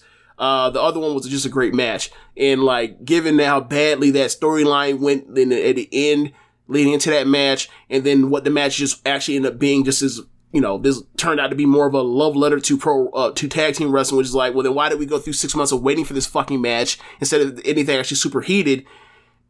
Like, nah. This is the match this should have been their first match. This second match should have been their first match. And so whatever. Like I thought this match was great. Like I said, again, one of the best matches of the year. Like if you have not seen it, go out your way to watch it. Like I think this is better than any of the revival in American Alpha stuff. I think this match would be like, I think outside of like the DIY stuff, these are the best FTR matches. Or this was the best FTR match I've ever seen. Like, you told me you said that you think that Briscoe's match is better. I think the Briscoe's match I'll need to go see that. I have it on my hard drive. I'll have to pull it up and watch it, so I'm going to watch it sometime this week. But yeah, like, I really enjoyed this match. And like, with FTR, if you had looked from the beginning of this year, Like, there was one match when it was them versus, I want to say it was Brock Anderson and Lee Johnson, where they were wrestling their ass off. We both know that, like, yo, they really working now. And like, they have continued that. Like, they have changed their in-ring philosophy for what they thought was going to be good enough to like appeal at the elite level. And you say that, all they did was turn babyface. Like, when they were still healed, they had changed this. So, like, they have made an adjustment and realized that what they were doing was not good enough. Like, so, and also, I would think people, I would advise people to not get worked by them as far as like, because like I think there was something coming into this match with the Bucks where people thought the Bucks were like gonna bury them. Like, there was a reason like that it took so long for this second match to happen. I'm like, that's fucking carny wrestling speak. Like, people think this is like for real, like, or whatever. So I guess if that helps them enjoy the match better, fine, whatever. But like, it's not real. Like, when you see like like when you see, or you used to at least, now when they were heels, like you see Dax on Twitter like complaining about like the matchmaking and shit. Like, that's a gimmick. Like, bro, like after the Briscoes match, they were in the press conference with Tony Khan. They're both like hugging Tony Khan. Like, bro, like they love what the fuck they're doing. Like, don't let this like work you to that degree. Like, look,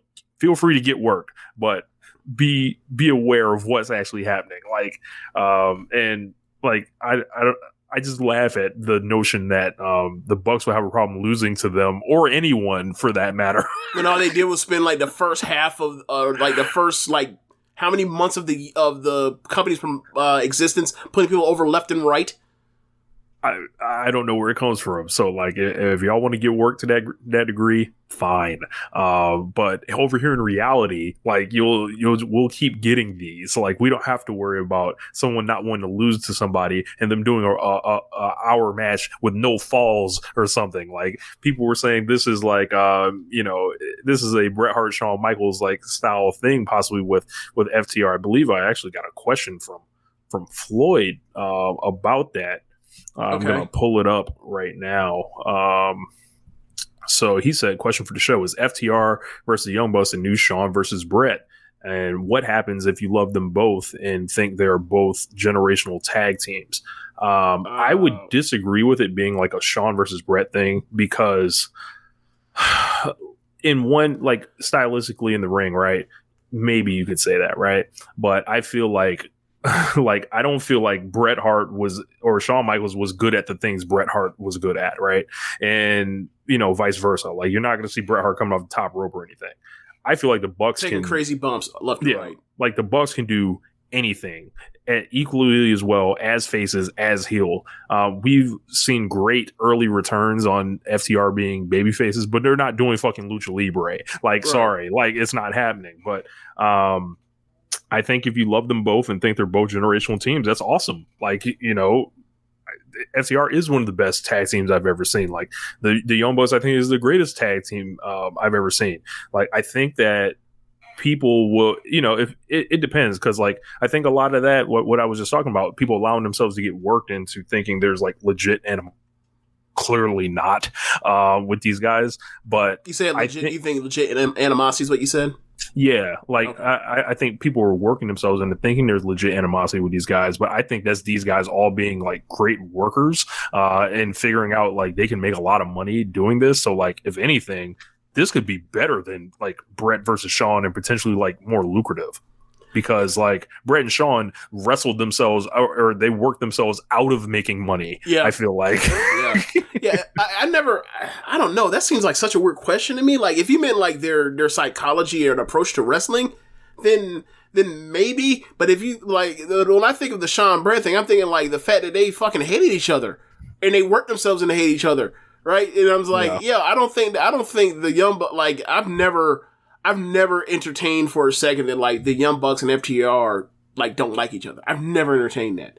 Yeah. So like, I've never even thought like that was even something that anyone actually thought like for real. So like maybe that's my perspective. I think like, a lot of that is coming from like obviously the loud corners of cornetism, and getting fed shit, and then like basically those fires getting amplified into like regular discourse. So that like that's how that shit happened. So, but I think with Sean and Brett, it was a lot of old versus new stuff. Like, and when you look at it, I think the Bucks they're even possibly more old school than FTR, and the philosophy they approach wrestling. Like, no one's more of an old school worker than Nick Jackson. Like, come on, man. Like, this guy's Nick Jackson? Yes, bro. Like, just the way they approach wrestling, like, bro, like, be a mark for yourself, not a company. Like, Nick Jackson and Kevin Nash are the same fucking person. Like, I don't. Well, I think. Well, right, but then it's like then the bell rings and like not at all. So that's what it threw me off. Like, you're talking about the ethos and like the Bucks are about $1. Like, I think that what the fuck is 50 Cent?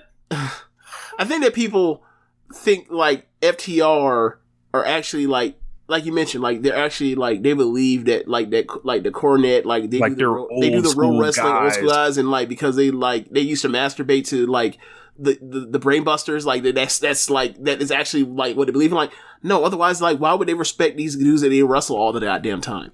Why would they come to AEW and then see what that tag team division is full of with a fucking flying dinosaur, right? That they want to wrestle those guys, right? Like, if that's the case, and like when they want to wall themselves off and only want to wrestle like Moxley and Danielson and like Red Dragon, then no, they wrestle all them dudes. Yeah.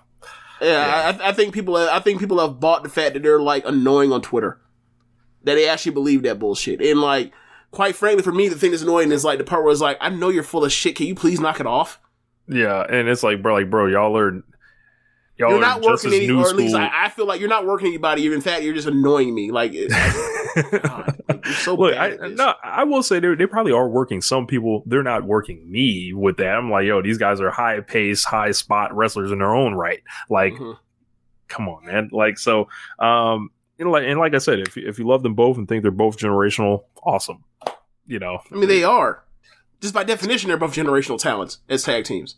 So, that'll wrap up the Dynamite review. But we have one more. We had Rampage this week, and Rampage was just probably the best Rampage episode ever. If I had to, think about it. I mean, I don't recall ever seeing 2 4-star matches on a 1 hour show in AEW. So we started. I didn't catch the opening of this. This was Bryan Danielson versus Trent Beretta. Yes, and it is basically like what you imagine a Trent Beretta Daniel Bryanson match to be, like hard hitting, well wrestled, and like nobody backed down. Like, I know I'm saying all the cliches or whatever else, but it's like this match is like every Bryan Danielson match you imagine, like going back and forth, kicking his ass, getting his ass kicked. You get there's a part where like Danielson gets cocky towards the end, but like before that, like there was a spot where Danielson does his goes for his tope, and Trent catches him and then gives him a Saito suplex on the floor, which is great. But he also managed, like, it was safe or whatever else. He landed basically on his he didn't land close to his head. So by the point in time where Danielson gets cocky. Like there's a top rope back suplex, or superplex where like in midair, Trent like turns into a crossbody, and then like as he's falling, you also see Danielson like turn and land on his shoulder instead of landing on a flat back bump, because obviously like Trent's bigger than him, so it's like he's bigger than me. I am taking a back bump. I have this history of concussions. If I turn to the side, it gives my more space for my head to, if there's a whiplash effect, to not like hit the mat, and I end up, I'm like, God damn, he's fucking good. Like he has considered every fucking thing he has done to continue wrestling. Like, this man may be able to wrestle if he wants to. He said he wants to work till he's 70. I mean, take out the top rope suplex, whatever else. He might be able to, the way he's made these adjustments and still managing to wrestle and have 4-star matches all the goddamn time. He's just a fucking genius. Like, he's just a fucking best. Like, and then obviously by the end, Trent seems like he has the match won, and Danielson comes out of nowhere, hits with a bicycle knee, and he ends up gets him back up, and then like eventually like there's a Gotch style power driver, and then he slaps on because he Danielson throughout the match is working over Trent's neck. Obviously because like there's also a spot where Trent tries to puts Danielson through the steps, and he sidesteps and he goes into the neck first into the steps. At the end, after that Gotch style power driver, he slaps on the label lock, and instead of just doing a crossface around the face, he does a neck crank, and like the ref stops it. And I was like, God damn. Just damn. I'm so glad that he's like back to being fucking awesome all the time at every fucking match. Like when we first started, like watching that run in like 2012 through 13. God damn, he's good, man. Fuck. Like, just makes it more glaring, like what he was doing, the soulless work he was doing at points in WWE.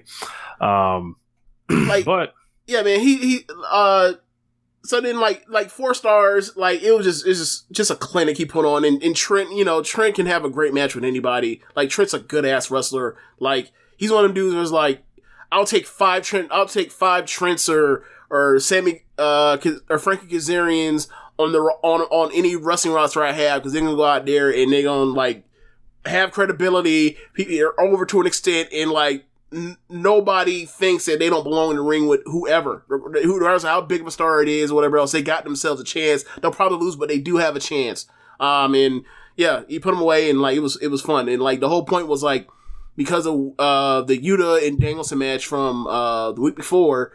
Like Trent said, like, I'm going to, he beat the hell out of you. I'm going to beat Brian or Danielson to like show you like that you turn your backs on Chucky and Orange as like they're like you think that like we can only take you to this level. I'll show you like there's another level we can get you to, even though you ain't got no faith in us because you're a shitty friend. Like it was all good. It was all good.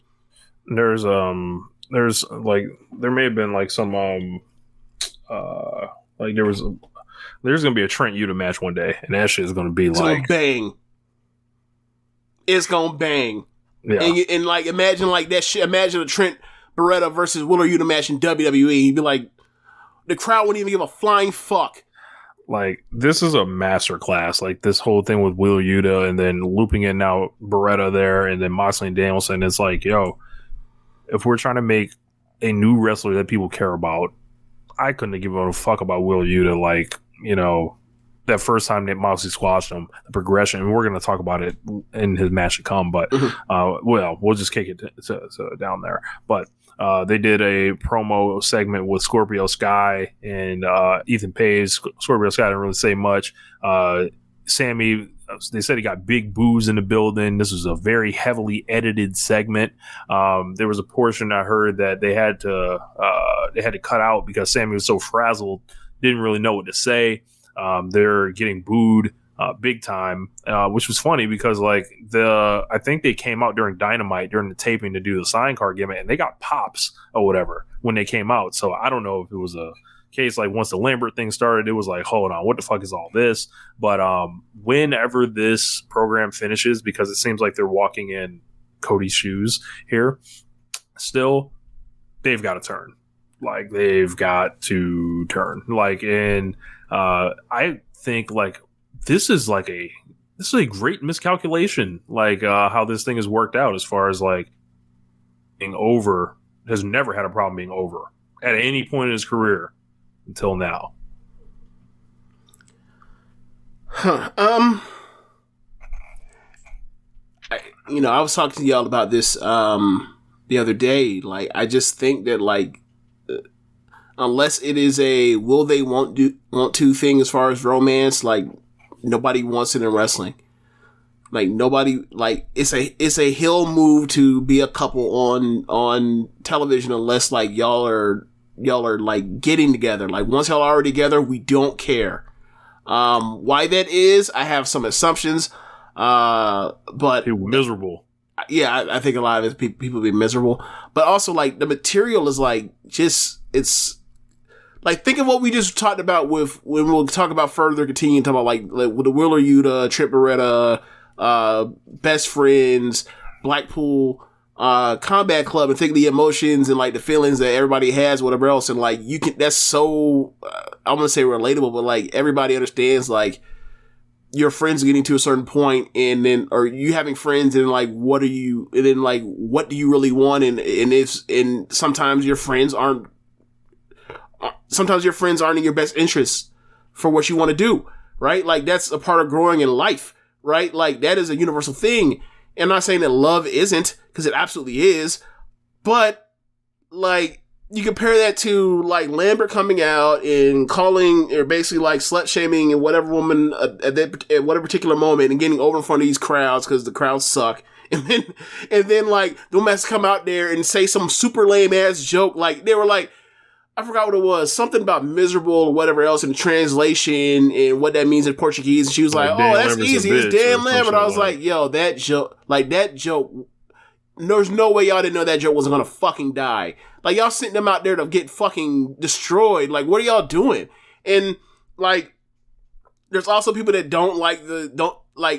so in the movie industry, right?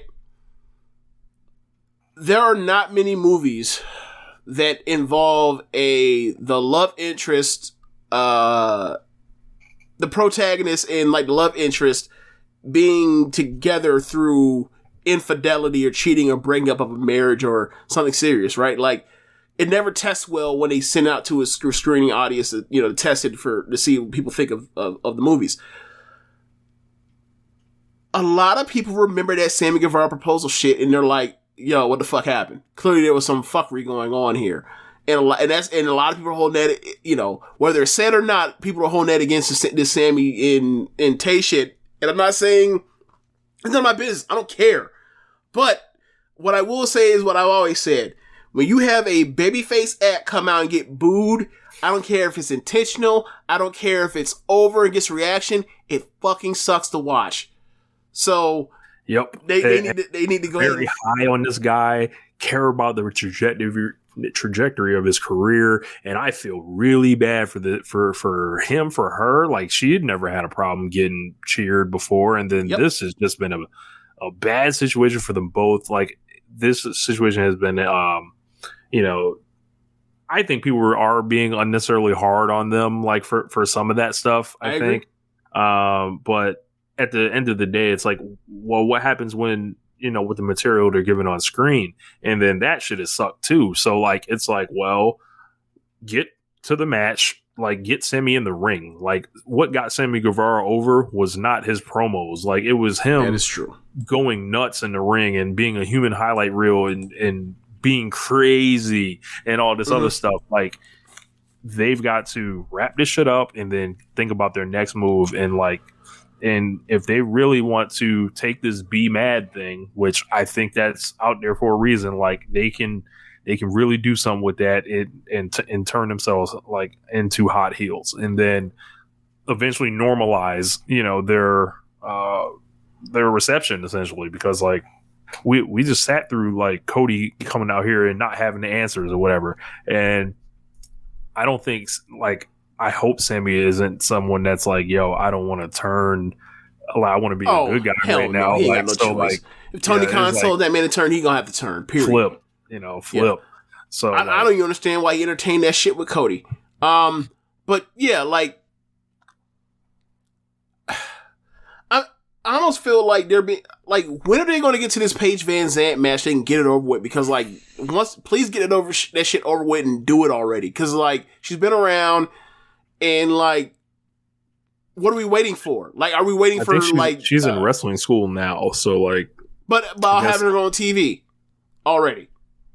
I mean, she's doing the angles on TV, so right.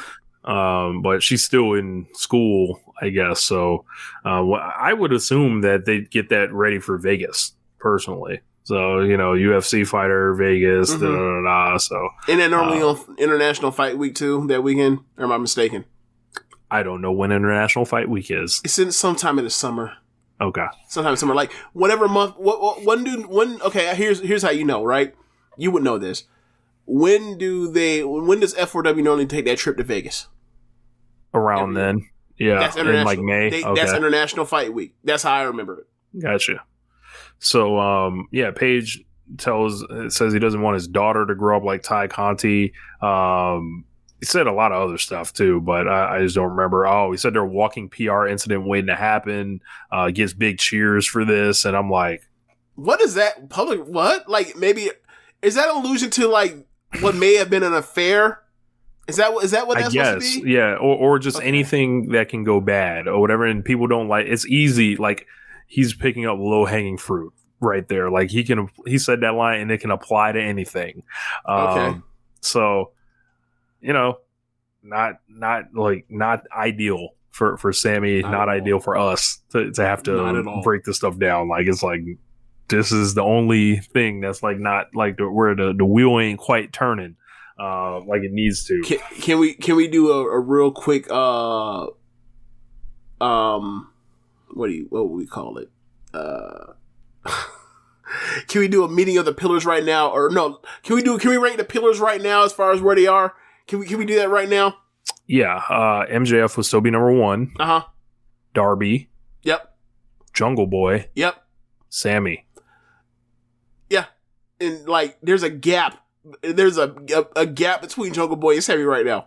Yeah, like and it's through no fault of like Sammy didn't start having worse matches. Like, he's having probably like the best set of matches that he's ever had right now, and it's just like this Ty Conti alliance has sunk him in a lot of people's eyes, and it's like, and when you say that, you don't mean it's actually her fault. You're just saying like this whole thing and all the shit that around it is like a dark cloud that has nothing to do with the character of Sammy Guevara or Tay Conti. It's just.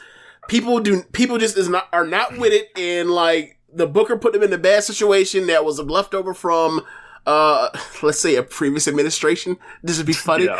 And it's like, yo, this stinks. This stinks. Like the whole American Top Team thing is like, I wouldn't say they're poison for baby faces. I just think like some of these baby faces are flawed, and like they are shining bright lights on the flaws that are out there for the crowd to be like, yeah, you know what? That does fucking suck. Hey, your job ain't to do that, Dan Lambert. Your job is to get. Your job is not to like make the baby faces worse. You notice he was not able to do this to Chris Jericho. Like, agreed. Like people that are strong, like kind of like with that.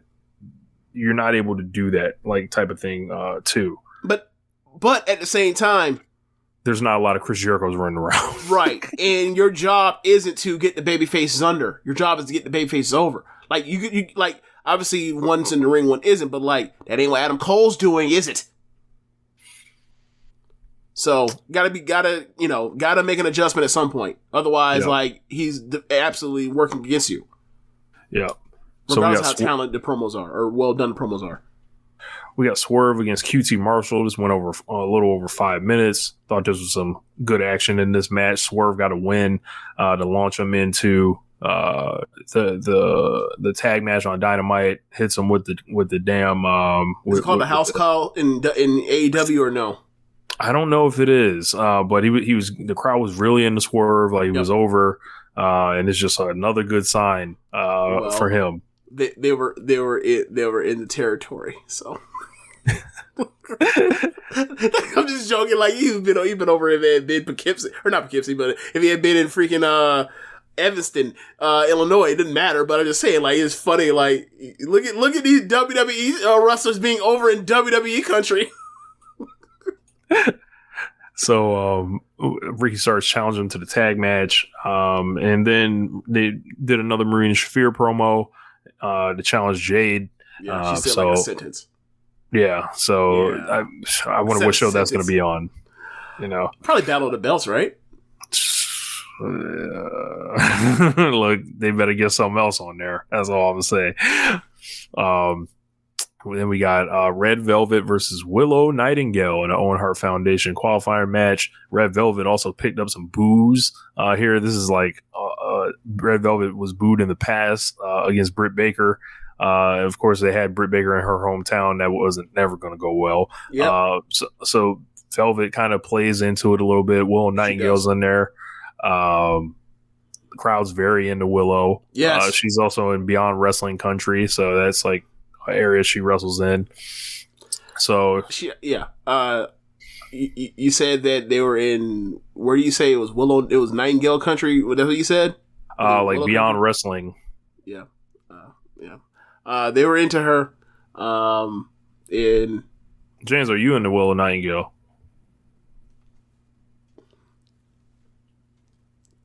Yes. But but yeah. You're a fucking fool. But yeah, she I mean, the match was good. Like, the match was good. It had a couple sloppy moments, but like, the match was good. Crowd was really into Willow. Like you mentioned, Velvet eventually at some point adjusted and recalibrated to like work more heel. And I thought that, given, the Ring of Honor purchase, Willow in Ring of Honor, Willow on the Darks or whatever else, that like she, this is her first appearance that I remember on Dynamite or Rampage, and like the way they reacted to her, she's the biggest star as you can kind of get. That's about as big a star as you can kind of ask for at the women's division in AEW at this point. And she had good fire. Like when she took the straps down, I was like, let's go!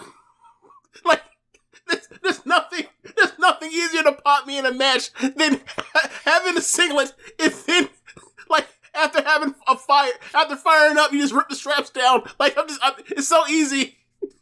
This big dumb jock wrestling as you mentioned before. But Jade, or not Jade, I forgot what happened, but like it looked like Willow was going for the win, was about to get the win, and then Red Velvet escaped. And so backstabber or something?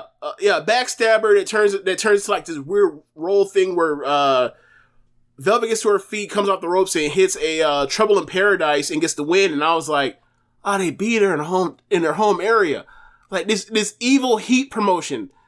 This is what you expect out of WWE. They just beat the hometown hero in her spot. Okay, all right.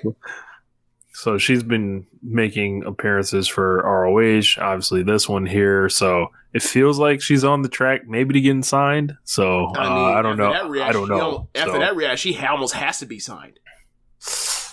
Yeah, I think they're going to keep bringing her in. A lot of they're putting together the tournament right now. I think we're going to actually we're going to see the depth of this thing, and then I just don't know, like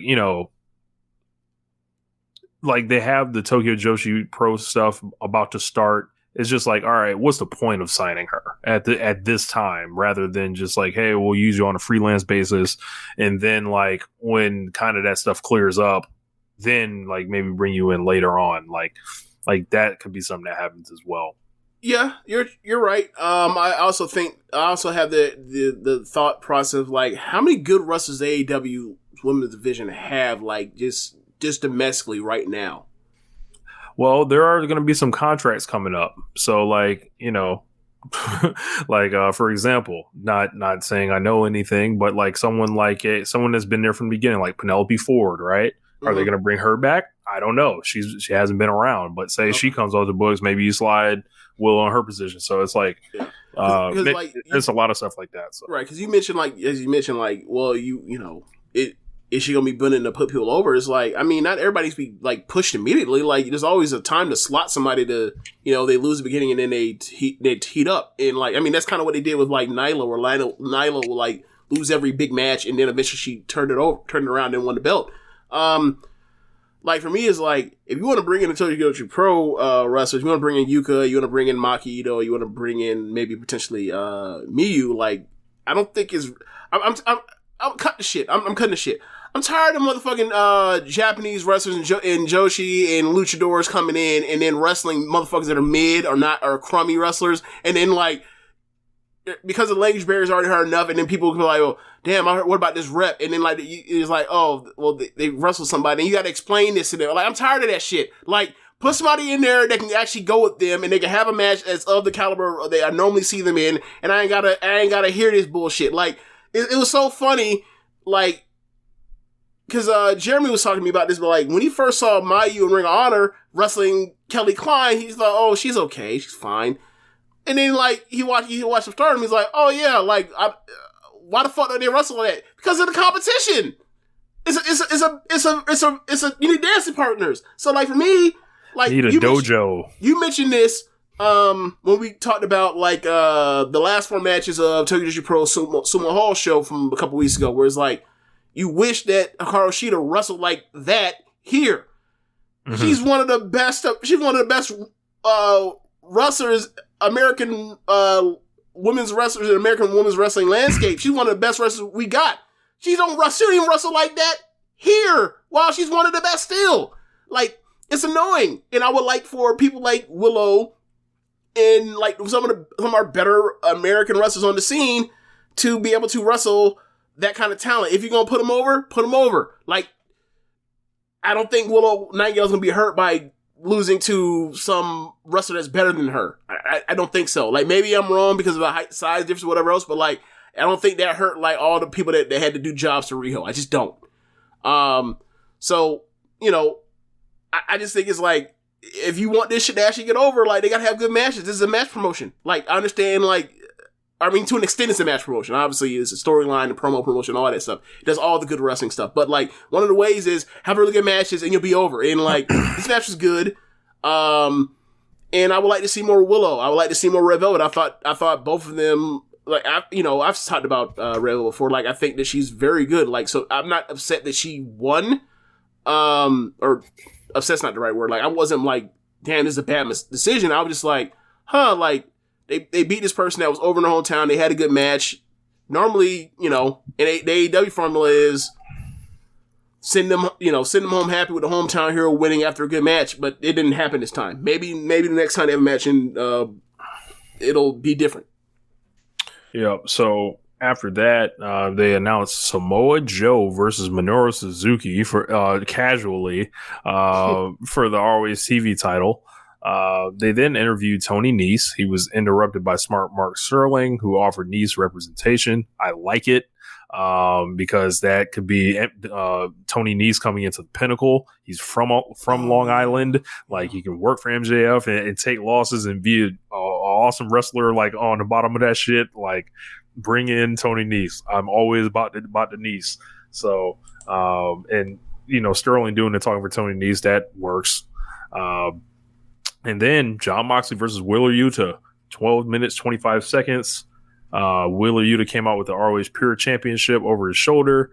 Moxley does a wild thing entrance. He catches a dive immediately from Wheeler Yuta, and it's fucking on from there. Like, this is a main event style match. This is a meeting of equals at this point. These guys whooped each other. Yuta bled buckets. Crowd went fucking insane for him. This was a high level match. This was just like full of just like, I felt like the screen, like, I don't know, man. This was like, it pulls you in. Yeah, this match is great. And like, with the curb stomp deal on the steel steps, the blood, the way he had the crimson mask, like he's bleeding all over the mat on the outside on the floor. The dive through the table, the ring announcer table, the scorekeeper's table, whatever you want to call it, off the top rope. A lot of like what I would like to call like Walterism, where like Walter will just like beat the shit out of you, and like you kick, and then like he immediately goes to everybody. There's a lot of Japanese wrestlers that do this, where it's like hit you with a move, you kick.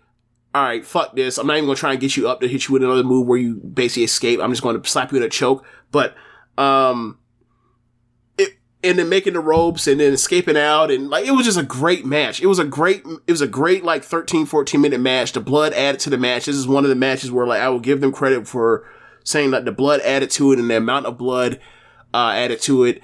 And like, you know, he kicks out of one paradigm shift and that got a big pop. And then like, you know, it continued through and it looks like this match is definitely won. And then he does the slow, weak kick out. The crowd lost his shit for that. I yelled out, holy shit, or oh shit.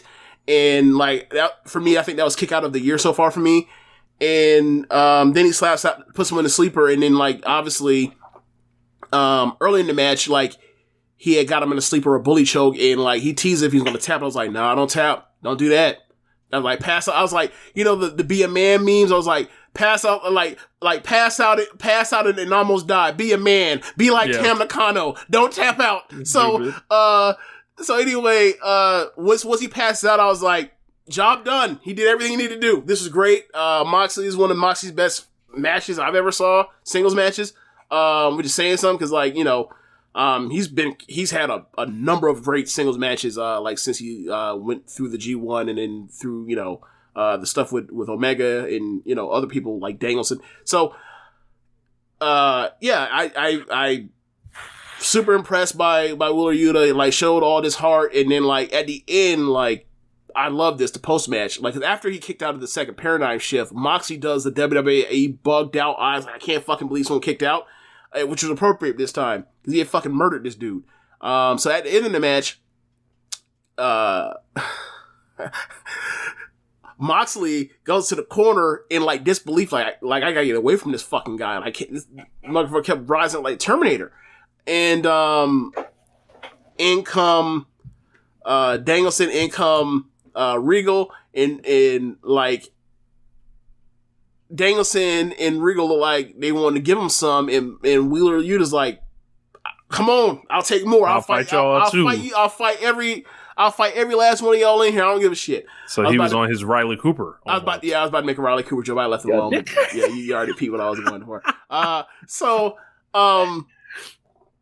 You know, the crowd is chanting, shake his hand. They do the handshake. They're into it.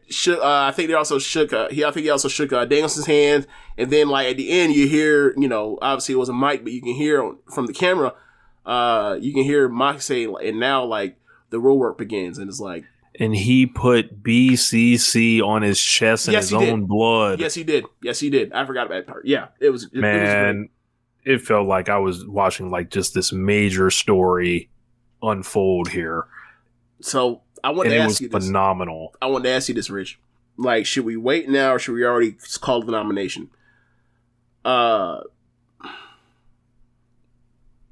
Creative success of the year.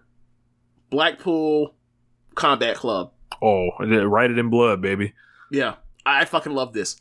I did. Like, I think y'all are tripping saying this is some, like, one of the 400 greatest matches in the history of pro wrestling, but, or 370 or whatever else, but, like, this match was a masterclass, and they had been building towards this, and all the stuff we talked about earlier in the show with, like, him leaving to get to this point, and him over, getting like, squashed. The last month. Yeah, him getting squashed, and him fighting doing a little better in the tag match, and then the singles match with Danielson, and then this, and, like, you know, the slap with Regal and all that stuff to build this, and then also what you know is ahead for, like, what's gonna happen with him and Trent, and how that shit's gonna break bad, and how, you know, they're gonna be thumping, and, like, you know, Trent's gonna be so pissed at this point, you know, him and Chuck might end up fighting. Like, this thing is gonna be, you know, obviously, you know, we'll see what happens with Orange casting his shoulder, but, like, this could be, like, the most important storyline, like, the best friends ever has in AEW. Yeah. And that's saying something, considering, like, you know, they had the Batlock brawl or whatever, so that was huge, and all that kind of stuff. So, I think this thing has already started off with Regal and everything coming in, like, better than I thought it was ever going to show up, and, like, it's already one of the better things they've ever done in AEW, and that's high praise. Like, I love this. Yeah, this was It's just like, it takes you back to, like, just like what storytelling is and progression and making somebody is. Yeah, making somebody. Yeah, someone new getting over, like pushing the button on them in a couple weeks, coming up with a plan for them, putting them with stars who are giving, who understand what needed to be done to get them to be stars, and now they're doing that for other people, and it's inspiring watching things like this almost. So it's like I think it's phenomenal. Like when you know, when the Booker of the Year trophy goes out for the third consecutive time to the same person, we're gonna be looking back on shit like this. Yeah. This is great. Like, this is everything you want out of pro wrestling, is like a young person comes in and get their ass whooped by stars, and eventually they earn respect, and, you know, in a defeat. Yeah, that's Rich, we've watched a lot of Japanese pro wrestling. Like, this is what, like, most of the undercard is. established card, and it's a you know, a younger person / young lioness, whatever you're gonna call it, versus an established star, and this person is on top, beating the shit out of them until they fight. Until the crowd literally is fighting for the person to get up and fight back, and then they fight back, and then they get put away eventually, and then you shake their hand at the end. And then you do that enough, and you get your ass whooped enough to where, like, eventually you start winning more, and you win more, and the crowd's behind you because they saw you get your ass whooped and saw you at the beginning. Like, it is. They've done this in 3 months, James. Yeah. They've done this in 3 months. But I mean, obviously, you know, Yuta had already been, like, regardless of however, whatever lack of charisma big you may have name thought he had before. on Independence. Right. Regardless of whatever, like, lack of charisma you thought he may have had while watching him in AEW, he was always around, and he always had good matches, and he always showed good stuff, but it was like, what is your reason to actually care about him? Which is what I always hear about these fucking dorks that are like, feel like they have to be tricked into liking wrestling. I don't know, whatever. But it's like, this is the kind of stuff where it's like, this is what gets people to invest in people. And like, I still think he's winning as a promo, but it doesn't matter if he already has the storyline for him and he could bleed buckets, and he bled buckets to get himself over. The job is done now. He's a made man for now. Like, as far as the killers and pillars thing, like, it's coming. Like, we got Hook off the ground already. We got Yuta off the ground. So what next? Lee Moriarty, and who else? Who's the fourth Garcia. And Garcia's already made, like, so the only person we left is Moriarty. Yep. That shit started as a joke. They actually did it, Rich. I know. I know.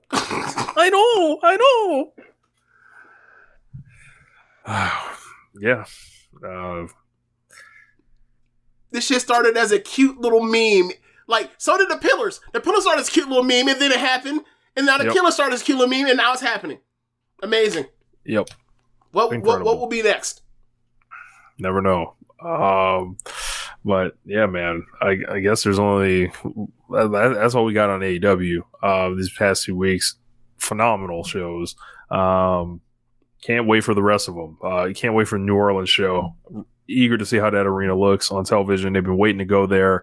Isn't that where it was Supercard of Honor 2018 was? Yeah. That's what I know that thing sounded familiar. So we've actually been to that building before. That's crazy. Yep. And this one is one of the shows that was originally canceled that they're finally getting to make up. Wow. So that crowd's probably going to be lit, on fire. Very happy to Swerve's debut on Dynamite. That's going to be awesome. And yeah, man, can't wait. But I guess there's only one thing left to do, James. I guess you just gotta hit the music.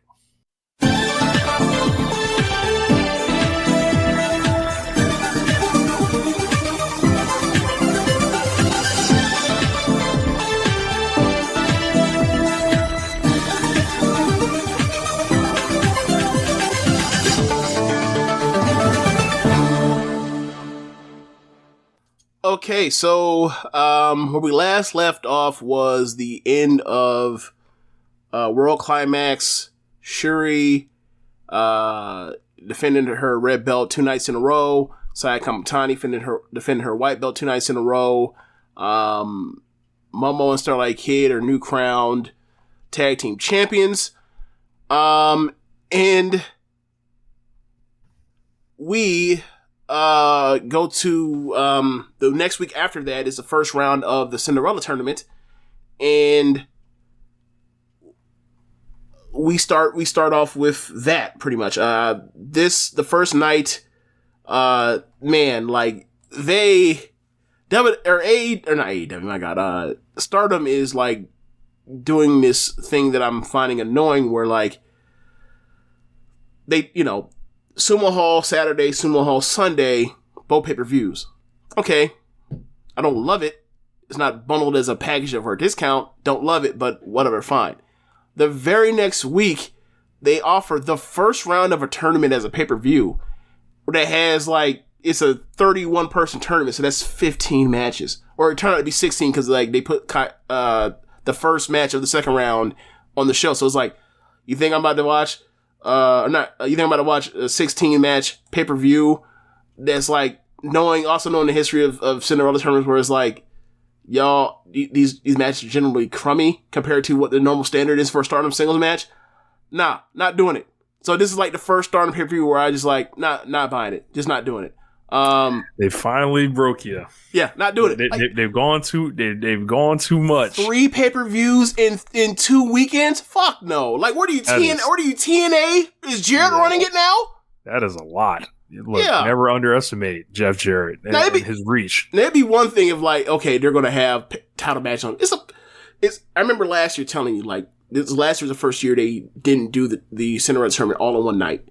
And they did the first round, and I think it was in Korakuen Hall, and then like the subsequent rounds on the road 2-level shows, and then had the two semifinals and the final all on one pay-per-view. I remember saying to you like, I don't necessarily like Cinderella tournament anyway to begin with, but when you just put just the first round on, and then like the last match ends, you're like, okay, well, this is what we got going forward. Good night, goodbye. Nobody wants shit. Hello. It felt anticlimactic. I like after that. I remember that I was like, I'll be damn. I spent $50 on this. No knock against them, but nah, not doing it. Just not. But they came out and they had a players' entrance very similar to what they did at the Grand Prix. Showed everybody, called out their names. They were posing on the ramp.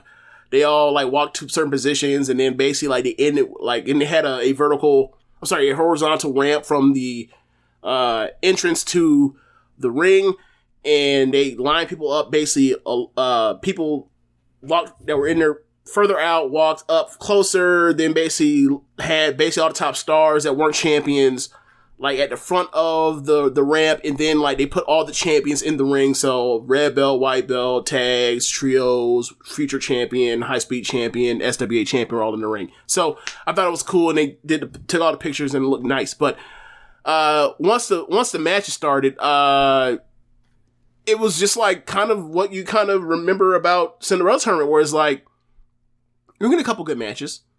You're also gonna get some draws, get the hell out, to clear up this to kind of get through the tournament faster. But like the 10 limit, in the first round, the 10-minute time limit is just so constrictive to them, having a great match. And like, it is what it is. Like, if you know what it is, like you can enjoy it. If you want it to be the general standard singles matches, a slew of singles matches from Stardom, you're going to be disappointed. And that's why I don't like the Cinderella tournament, even though like it's always successful financially. It's always one of their biggest drawing shows. I don't know why. I think it's probably everybody. I don't know. Yeah, I think you get to see everybody. It's unpredictability. It's kind of like a sampler. Yeah, in a sense. So yeah. Because like anybody can win because like you don't have to. Like it also has top rope elimination. So like has a time limit. Has top rope elimination. Anyone can be eliminated. Anyone can end up in a drawing and get sent home. And also, I think it's like, it has that money in the bank factor, whereas like, historically, the person that wins is not an established star. It is somebody that you're setting up to have the breakthrough year to get them to become a star, like, in the next year, in the year after that. Like, that's why I thought Saya Kamatani was going to win it, going from 2020 to 21, and then, like, she ended up having that Budokan Hall match with Utami, and I was like, I still think she's going to win, and she did. That's why we thought, Starlight Kid was going to win, but that ain't happened. But yeah, going through it, I'm going to speed round through these because, these results it doesn't really matter, but I'm all the way up the top of this thing. So you end up with Unagi versus Hina. Unagi ends up winning with... Let me turn this thing sideways. My phone, so I can see. I was like, turn this son bitch sideways. What? No. Let me turn my phone sideways so I can see the results in my notes. So Unagi ends up winning, beating Rina with a blade runner. This is the first time sorry, I'm thinking of Hina. 2.5 stars. It's fine. Then you end up getting Waka in there with Saki. Saki just bullies around Waka and then eventually beats her with, after, Waka fights back. Waka ends up getting beat with a flash crucifix pin. Got her out there with the Saki special. Then you get Hanan and Micah and Hannon and Micah basically trade off judo moves. Obviously, Hannon's not strong enough, so she gets overpowered, and then Micah puts her with Michinoku driver, and then good match. I'm gonna give it 3 stars. And Micah ends up shaking Hannon's hand, and like very similar to what we were talking about as far as like earlier with Wheeler Yuta and Moxley. Obviously, not nearly as good, but the same point stands. Like you have an established star, and versus someone that's younger or someone that's less experienced or someone that's like on the way up, and you beat them, and then you basically show respect because you beat the shit out of them, and they fought and they showed their heart. Next match, you end up getting Mina versus Mirai. So one thing to point out is during the player introduction, if you will, when they did the roll call of everybody of all 31 wrestlers, Mina wasn't there. So once she wasn't there, paired with the press conference where given their history in Tokyo Pro together, and Mina wanted to try to make an appeal to Mirai as far as their former friendship by handing her some memento that they had of their friendship. Mirai ripped it apart, and then Mina turned into crazy Mina, and she started eating the thing that Mirai ripped up, and I made a meme of like somebody just being like, just crazy Mina, crazy or whatever else, and like the other person kind of being uncomfortable with it, with Mirai and Mina. She wasn't there, so I was like, oh god, she's gonna come out as crazy Mina, and then sure enough, Mina comes out, the crazy Mina hair from November came out. She has like the jewels in the fashion of tears on her cheeks, and she goes crazy. Mariah's not having that shit, and then I believe, if I remember correctly, Mariah knocked her ass off the apron with a lariat, said, get that bullshit out of here. Match was okay. I think it was like 2.5 stars. Backstage, they showed a video of Tam and Unagi dragging Mina by the feet, like across like the outside hallway, because she wanted to continue being crazy, and they weren't having that shit, and they were like, hey, we love you, but you gotta snap out of that shit. And then, they did the salute thing and all that, and carried her off, and Tam tapped her in the back like, good job, or whatever else. So I'm sure by this weekend show, she was back to being normal Mina, which is like, never do that shit again. It don't work. It always gets in the way of the matches, but whatever. Next match after that, you end up getting Mayu versus Momo Kogo. Mayu was damn impressive beating the shit out of this woman. I ended up giving it 2 for a short amount of time. It was like 2 3/4. She like gave her like a, like that snap. Remember when Mayu gave Starlight Kid that snap at the Grand Prix, basically like the snap dragon suplex for a bridge and pinned her? Mm-hmm. Same thing, got her out of there. Then you end up getting like the match where it's like anyone could win, like 2 people that could possibly win the tournament or face each other. You get Natsupoi versus Starlight Kid. Very good match. Probably like 6 minutes. I ended up giving like 3 1/4, but it's like 6 minutes, so it shows you how good the match actually was. And then in the end, they end up on the apron. Inotai is trying to cheat, trying to pull Natsupoi off the apron. Ref tells him to knock it off. Starlight Kid has, control, but they're both on the apron. Natsupoi basically like almost like body Hurricane Rana's Kid off the apron to the floor and gets to, throws out our favorite to win the tournament. And I was like, you know what? I'm not even mad because it's Natsupoi. Not even mad. It blew my bracket completely. My winner basically got fucking bounced. But, like, it's Natsupoi. Like, if she's one of, like, 6 people that if they won, I'd be happy if they won. So, whatever. So, I don't know what we're going to do. I don't know how we're going to review this. We was wrong as hell, Rich. We both picked Starlight Kid. We both wrong as hell. You know how we going to review this? Like, we not. We just going to, like, pretend that never happened. We were wrong. Oh, no reason happen? To. No such thing? Yeah, it never happened. Like, oh, man. Like, who wants to go back and hear that? We only talk about when we were correct. This isn't supposed to be some fair and balanced thing. No, we're about this propaganda here, Man. Yeah, about these correct victory laps when we take them, Well, I think the way we should handle it is like Rossi was wrong in this front. He got this one wrong. He got it wrong, not us. We booked it correct. But Rossi, I don't know what he's thinking. Like, the hat was on too tight or something. I don't know. I don't know.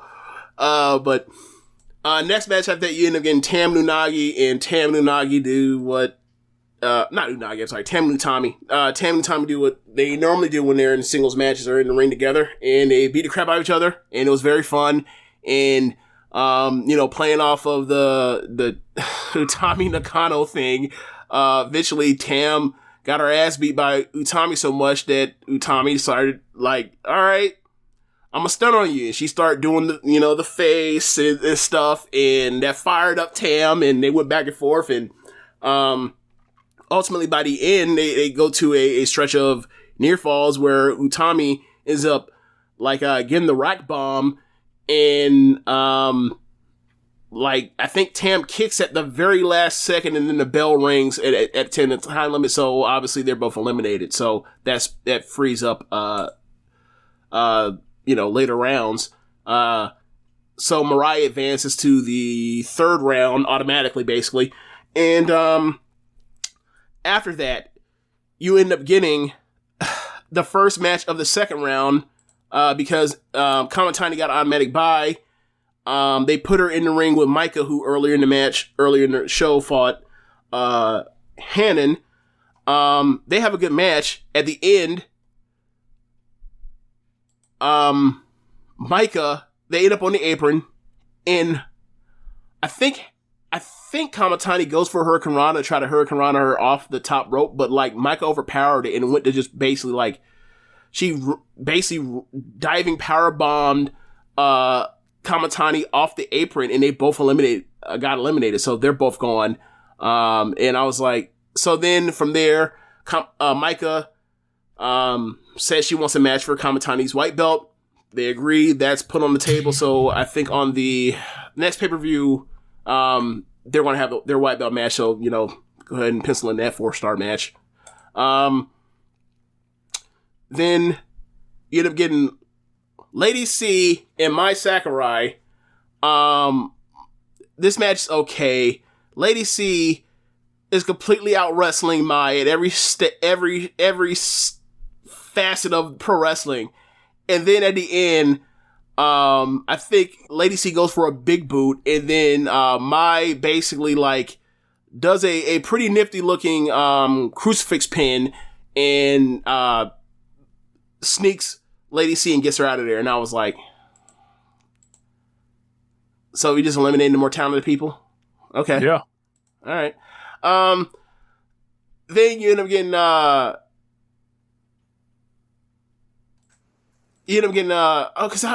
know what I did. I put Hina and Rina and mixed them up, and I actually wrote both of them as Rina, where Hina was fun. I fought Unagi earlier, and I said that was Rina, but it was Hina. Anyway, this was Rina and Ida, and basically, Ida beat up Rina, and then pinned her with her flash pin, and got out of there. She advances. Next round is Ida versus Mai, so like Mai better not beat Ida. I'll be damned. Then you get Kaguma and Death. They basically had a comedy high speed match at the end. Yes. At the end you get Kaguma is about to get O'Connor rolled, but Kaguma at the last second reverses the O'Connor roll and ends up on top and gets Death out of there with the pin. Then you get Himeka versus what? Himeka versus Shuri, right? No, that'll be the next round. Himeka versus Ruaka. So they basically, shoulder tackles, hoss wrestling. At the end, you end up getting Himeka finishing Kaguma with a big running lariat. I gotta say, like, I don't like Ruaka versus most people. I do enjoy when her and Himeka in the ring, because all they do is just run into each other and shoulder tackle each other and sell and no sell, and it's fun. So next match after that, you end up getting Miyu Amasaki versus Hazuki. Now, it seems as if Hazuki has some help in Miyu Amasaki's training. You know, she's a second Mayu trainee. Obviously, when Hazuki came back, Hazuki helped train Ida. So I'm assuming when she came back, she wanted to help that as well. And they talked about like some of the meetings or some of the training sessions they had early on Twitter and everything. And they had a good match. It's 3 stars. Hazuki gave her a lot. And at the end, Hazuki ended up putting her away with a brutalizer. It was very much similar to like, you fight from underneath, I beat the shit out of you, you keep fighting. I'm slap on the finisher, you escape that finisher, and then like I'll turn on brutalizer from Rings of Saturn to a brutalizer, and you have no choice but to tap. She tapped, they shook hands after that, and they walked off. Then you end up getting Julia and Tekla, I want to see them have a real pay-per-view level, you know, third from the top, fourth from the top pay-per-view match, because this was 3 1/4, and they only went like, they had, you know, a 10-minute time limit. I thought they could have a great match. They were great together. Obviously, they're friends, and that helps, but they're really good together. And Julia ends up at the end, she ends up winning with a pin reversal that after Tekla ends up getting a flash pin, Julia ends up coming out on top and reversing it. But yeah, like they're going to be a tag team. They're the next challenge for the tag team titles. They're really good together. I think they'll make a great tag team going forward now that Shuri and Julia are no longer tag team partners. Then it's my main event, Azumi versus Momo. I think this is like the 6th or 7th singles match between Azumi and Momo ever. Azumi had never beat her before. We're given like 6 minutes here. I give this 3 1/4. They were great. Azumi, I don't know how Azumi keeps getting better, but like even from a 4 3/4 star match a couple months ago, I don't know how she's somehow still getting better. She's just on fire. Like, they're great together. One day they're gonna have some all-time match, Momo and Azumi. And when it happens, like, it's gonna be awesome. But here, Azumi ends up getting the win. I think there was some interference. At some point, but like short, little, small interference. That's the thing I like about Starlight Kid and Momo's matches in Oedo Tai. Like, they give you just enough for like a near fall, and then like that's the end of it. They don't keep going back. It's not House of Torture where they're just beating you over the head. They don't give a fuck about this even being a match. This is a theater act. But Azumi is getting a big win over Momo. First time ever. You had picked Azumi to make it to the final, so that's still alive. So you got that. But next round she faces Suzuki, so we're gonna see. Like, this comes down to like, so whoever loses that match, like both our finalists will be out because I picked Suzuki and Starlight Kid, you picked Azumi and Starlight Kid. So like whoever loses that match, like finalist is gone. So that's luck, Rich. Yeah. And then the main event, Shuri versus Ami Sarai, the newest addition to Stardom. Gotta say, Ami Sarai. Hold on, we gotta do the joint. Yeah, so they figured that out like after this show, but yeah. How do I say this? Rich, you've seen a few. Okay. I don't think anybody throws chops in Joshi harder than Ami except for Nanae Takahashi. Wow. Yeah. That I've seen anyway. Maybe there's somebody out there that I just haven't seen, but like in modern Joshi, I don't think anyone throws chops harder than her except for Nanae. She's lining up Shuri's chest. Ultimately, Shuri ends up overcoming because she's the best. And she ends up putting her away with I can't remember the submission, but it wasn't like her. I can't remember the name of the submission. I forgot what it was, but she ends up making Ami tap. But it was a good match. Give it 3 stars. It probably went like 8 minutes, something like that, maybe 9. But it reminded me in ways of the Mirai match, which is interesting because like after this, Mirai comes out and she says that like she was moved by the match in a way to where like she wants to leave Donald Armando and she wants to join the new faction, which at that point they announced right before she came out that it's called God's Eye.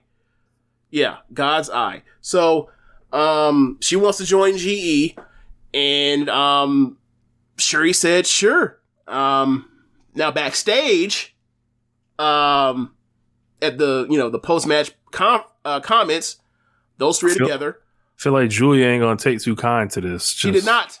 What did she? Anyway, I expect Julia, but I respect your wishes. The best of luck in your career, and unfortunately you couldn't stay with me. You just have an awesome life.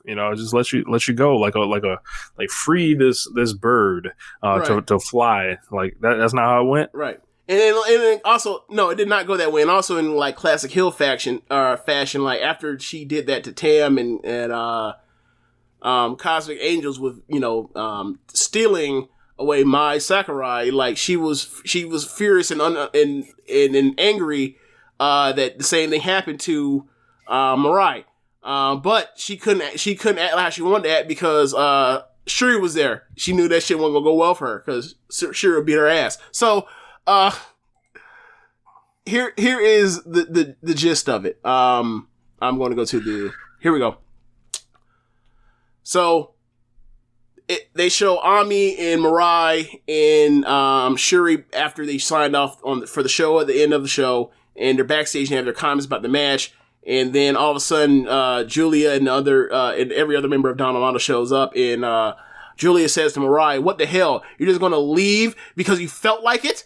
And then Julia grabs Mirai, and facing Julia down. Mirai starts to cry. Shuri steps forward to defend her. Julia looks between, Shuri and Mirai and then wipes away Mirai's tears. She pats Mirai on the chest and whispers something to her. The Don Armando members slowly leave except for Mai. Mirai steps forward, and Mirai says to, Mai, let's both grow much more individually, and then maybe sometime later, and then she cries, and then Mariah reaches for a handshake, and they shake hands, and they're both crying, and then Mai leaves, and Shuri puts her arm around Mariah. That's the video that was put up and was been translated, and I thought to myself, Julia's furious after she, after having doing Julia is furious with Shuri doing a Julia herself. And then Mai is sitting there crying her eyes out over what happened with her faction mate of 6 weeks after she's after she made Waka cry after being with her for like in a different promotion and then coming to Stardom and then being in Cosmic Angels with her for like months. And I was like, I don't want to see none of them cry. I don't want to see none of them tears. Suck that shit up. I don't care. Soft. Stop being soft. You want to be a G, right. And go to Donald Armando, act like a G. You had no problem packing your shit up and leaving to be a pin eater for Julia. Don't get upset when somebody wants to leave her to go somewhere else. You did it. Look, I thought this was free agency. You don't like the wrestler empowerment. You don't like the free agency don't benefit you, huh? Got it. This is just wrestler empowerment, James. This what this is. We need more rigid standards of coming and going. It sounds like we need contracts to be drawn up. From these faction leaders. We need to start putting people on paper. Yeah, look at the great things it's done for Wardlow and MJF and AEW, right? Yeah. You piss me off, I'll pay you to go away. Yep. Yeah, but that was the gist of the first round. Next round matches, I'll get to that because I actually have that written in a actually made a bracket like a dork. So in the next round, you have Shuri. She'll be facing Himeka. Where are my docs at? There we go. I I sent it to you, didn't I? Yes. Oh, I have it in sheets. That's where it is. But I know for sure Shuri faces Himeka. There we go. Shuri faces Himeka in the next round. Then you also have Hazuki versus Azumi, as you mentioned. You have Julia versus Kaguma. Julia versus Kaguma in the Grand Prix last year was very good. I believe. Yeah. Kaguma actually beat Julia to then get a title shot between her and Mayu versus Shuri and Julia. So they have a history. You got Ida versus Mai Sakurai, where I want Ida to drop Mai on her fucking head with that spinning brainbuster. And then on the other side of the bracket, you have Natsupoi versus Unagi, and that match should be interesting because like either one of these two could win this tournament. Then you have Mayu versus Saki, where like, you know, Mayu just on upset alert because like she always ends up losing in these tournaments too. Some reason she just can't. Yeah, Saki always get out of there. The skill don't quite translate in the Cinderella tournament. I just don't understand why. Cinderella tournament, Grand Prix, it don't matter. Like Saki, Mayu beats her ass, and then Saki catches her with that flash crucifix pin all the time. I've seen it happen 3 times.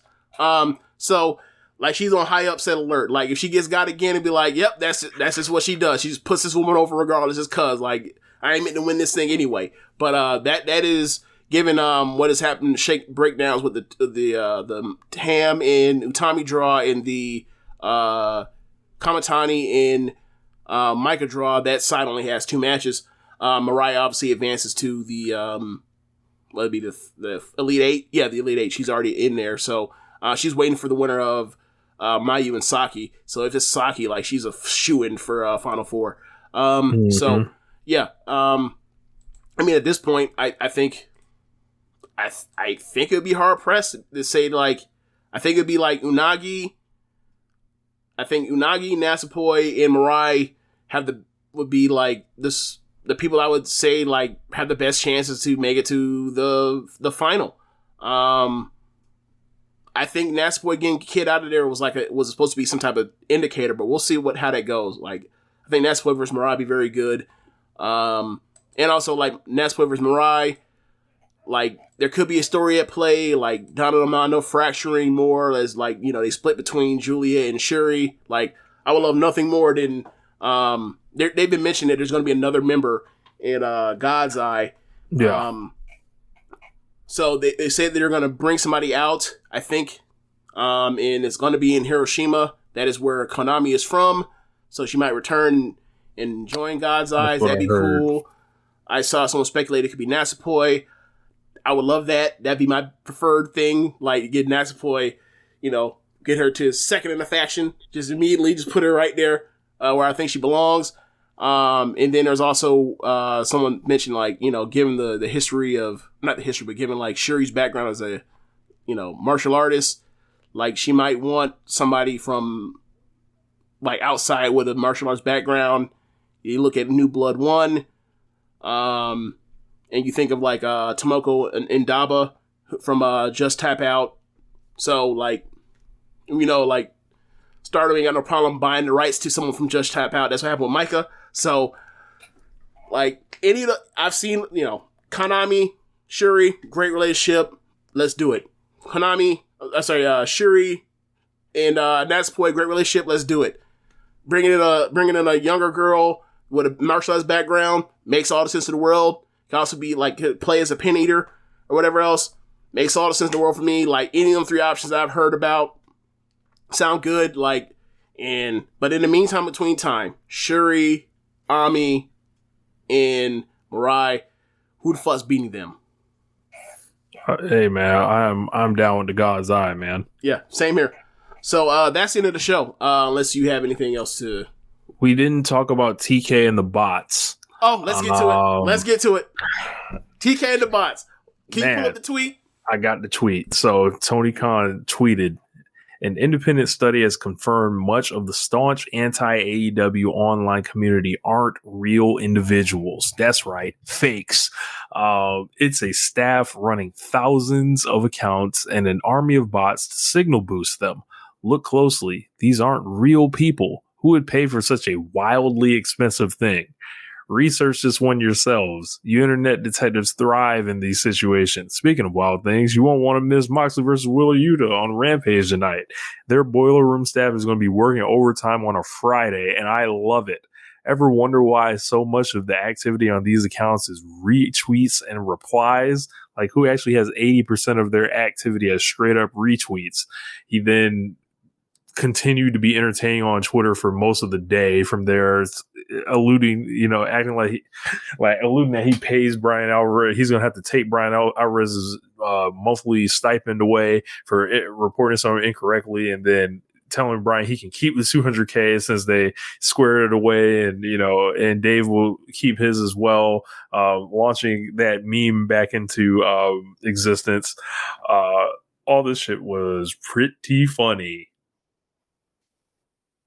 I don't know what to do with Tony Khan. Like, are there bots out there?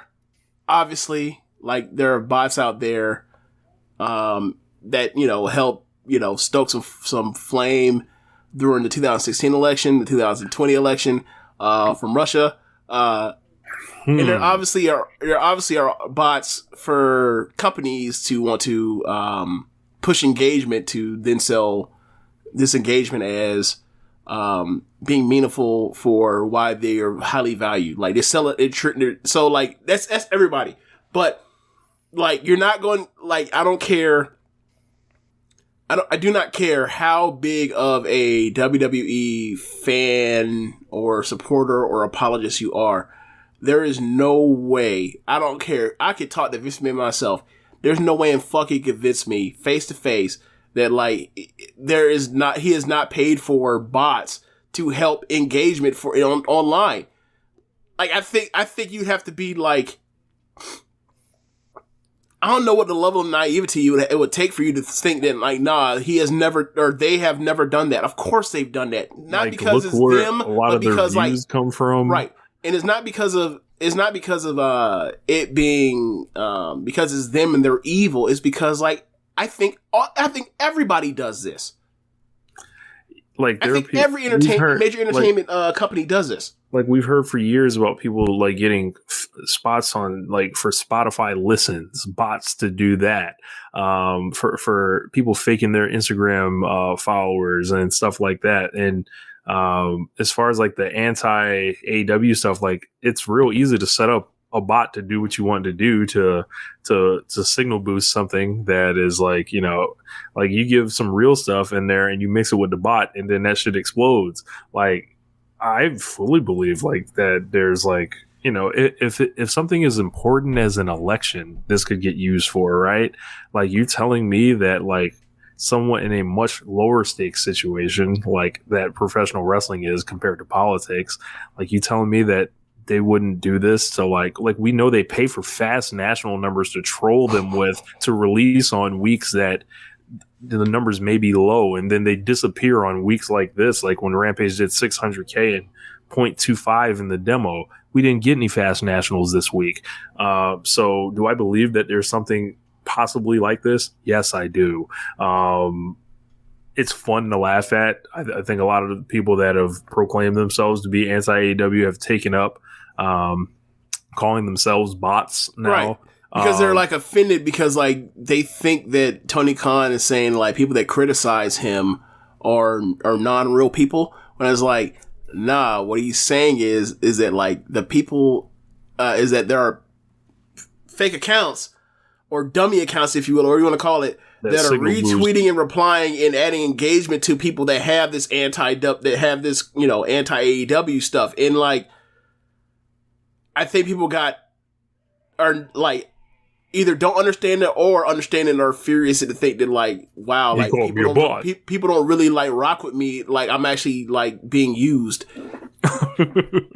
And, like, look, man, like, I think if you're, like, online, I feel like if you're, we've seen people run the anti-AEW grift. Like, it's an easy way to try to get an audience. Like, if you're like, yo, I'm not even going to name no accounts to signal boost anyone, but there are accounts that have like made their thing. Oh, what's working for Jim Cornette? All right, I'm going to just do that. I'll set up a botch page. I'll set up a bunch of different ones to retweet each other. I'll clip stuff out of context. Like, we've seen all these people do these things.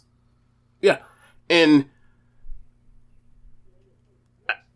it was just funny seeing like all the hit dogs holler. Yes. It was really fun.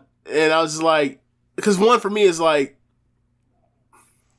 I'm not anti WWE. I'm anti like stuff I think is crummy, right? Like when NXT is like, I'm not one of those people that think like NXT is completely different from WWE. It's like, nah, they were more or less doing like a version, indie version of what WWE would do, right? But whatever. Like when they come out here and they have like the night ones or Becky Bianca's, I praise them like you just heard me the week before. Like when they're out here and they do like lame matches like Ronda in Charlotte, then I'm going to say that shit sucked. And unfortunately, like they have a bad ratio right now. Like I always hope it turns around. Like the reason why we review these pay-per-views, I drag you almost kicking and screaming to do these reviews every month, is because like there's no reason why they can't have a good show. I just saw them have a good WrestleMania night. Like, there's no reason why they can't be what they do on pay-per-view. They just don't because they got someone that's fucking up their storylines left and right. Who's the head booker, which stinks. But yeah, like, so people that were mad is like, at first I was like, my initial reaction was to be like, yeah, I think I'm gonna need to hop off of here because I don't want to see none of this shit. They ain't gonna like how he reacts.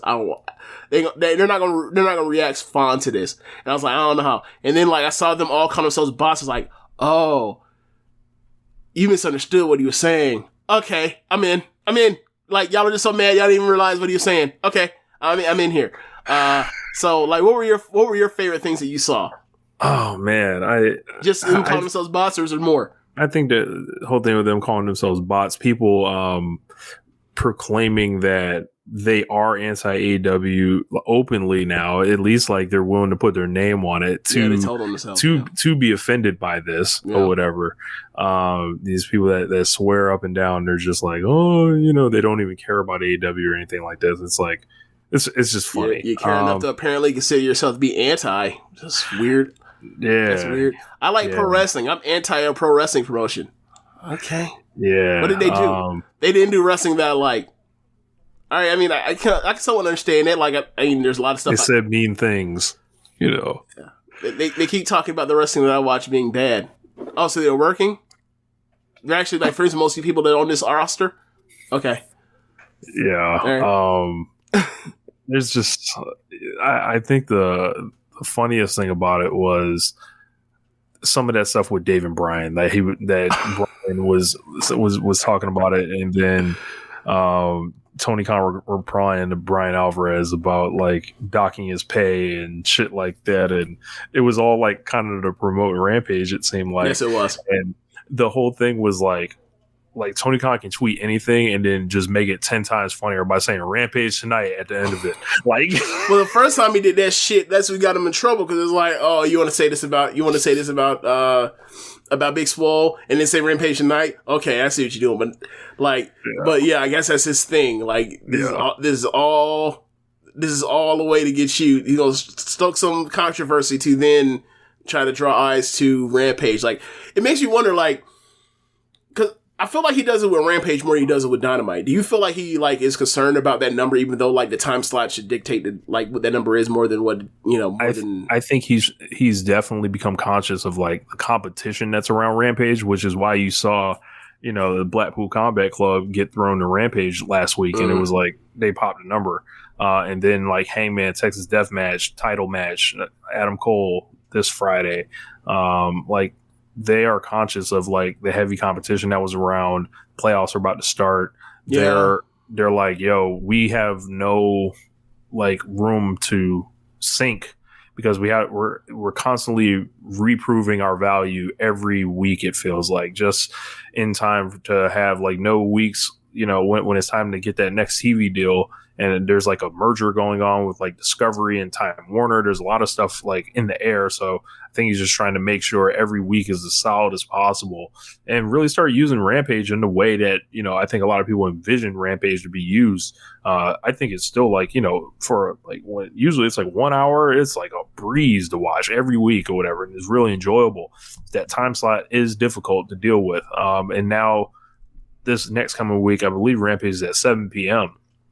and it's live. So like it's even being like even more. So it's like, I think he is conscious of that, like Rampage needing like the promotion and the matches. Yeah. So speaking of that, I looked it up. We were talking about where, Rampage and the Battle of the Belts. Rampage and Battle of the Belts are one taping. Okay. Yeah. So, that's all one taping. So that explains why it's going on at 7. They'll do, Rampage, then do Battle of the Belts after that. Then they'll air it, I assume, the next day. Hey, and I saw like people like doing screenshots of different things that look like tweets that have come from bots, like that were like promoting like WWE stuff. So like it is like a lot of like, Roman Reigns avatars, like just you see a lot of like this, almost like the same exact tweet verbatim. Yes, that are like, and it's not like some one sentence thing. It's like almost like three sentences, and it's like it's like a grammatical error in one of them, and like that's all the same. It's wild. Yeah, I mean, whatever. Like we knew this stuff existed. We always knew this existed, but the fact that like this dork verbalized it, it's just like what. Oh, bro, no! And he ran like an independent study or whatever. Like, and a lot of people thought at first that he was gonna say it on his air. Company, they thought his company did it because he's an analytics guy or whatever. Yeah. But it was like a different company. So like, I am waiting for the day he drops the documents just to see him scramble even further. It's like deny this hard evidence. Rich, do you remember? It's gonna be incredible whenever he puts that out. Check this out. I know you remember this. Do you remember the day we were all over at my cousin Alex's house, and me, you, and him all were like sitting. We're going through the Mitchell report as it was like the announcement of the Mitchell report. Is this what it's going to come down to? Yeah. Like he's going to pull out a book this thick, and then he's like, "Well, let me flip through on page 532. Like this shit going to drop 100,000 retweets. Right? Like this shit going to drop. We all going to click on it, and we're all going to try to read through to find the names. Like, man, I don't care about this. I'm trying to see names. Oh shit, David Ortiz. What? Like, oh man, like it's crazy that we don't give a fuck about baseball no more. We were doing that kind of shit. Yeah, bro. The Mitchell report was like some standstill moment, and now baseball, when it's on, I guess maybe. Oh man, all right. Yeah. Anything else though? Just if y'all want some real entertainment, go through the quote tweets for that in the comments because. As James mentioned, a lot of hit dogs. Yeah. Well, I guess I am anti AEW. Well, you verbalized it, not us. So that's the end of the show. Thank y'all for listening. If you are listening from the stream, actually, first things first. Thanks for listening, but be sure to rate us on whatever app you're using to listen to this with. And if you're on the stream watching this on Twitch, hit us up with the bits. If you're listening on the podcast form, go to our red circle and drop us off with a donation. Donations. And be sure to listen to other shows on the network besides One Nation Radio. You have Keepin It Strong Style, the Ricky Clive Wrestling Show, Grown Men Watch This Shit, the Grave Consequences Podcast, 8-Bit Suplex, All Things Elite, Match Generator, and AEW Match Guide. I went on a spree of accounts I knew that would be on that bullshit and just started naming them on my timeline, and it was pretty fun. So check that out. Yo, and also while you're at it, be sure to check out. I think we'll link to it in the description of this podcast, but be sure to check out our LOP all-time draft. Oh yeah, it is me and Rich and Sir Sam, and Imp, and a lot of guys from Lords of Pain wrestling headlines, and we're in an all-time pro wrestling draft right now. I think we're at like round 10 or 11 right now. Yeah, I just made my 10th round pick. Okay, who you take? I took my last pick was Ultimo Dragon. Right. Yeah. Okay. Yeah, I guess we can go through who we have so far. Oh, okay. So my first round pick I had the 7th pick. I believe James had the 13th pick. So, yes. And then the Snake. In a 14 person draft.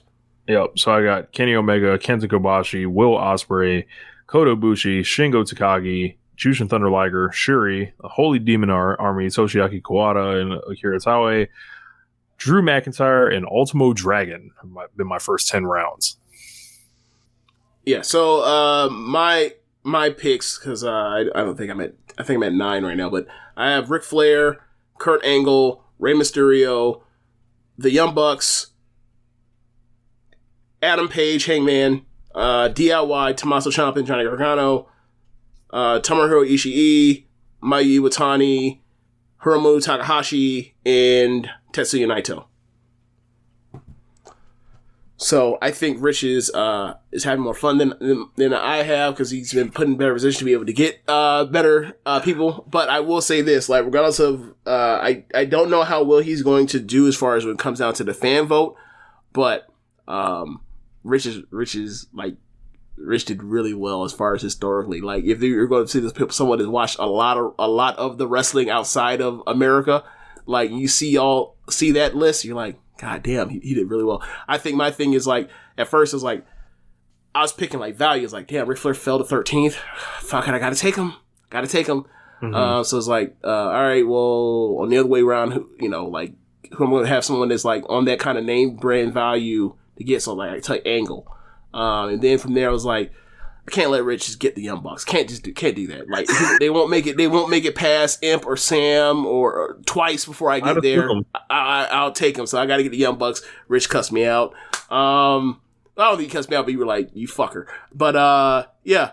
And then from there, after that, I was like, I'm tired of taking these fucking value picks. I know, like, that's where I got to go. Like, I want to actually, like, have some fun. So, like, I started taking my people. I started taking, like, Ishii and Mayu and like, in Hiromu. And then, like, it was a certain amount of time I was like, you know what? I know I got to take him because of value. Give me Naito.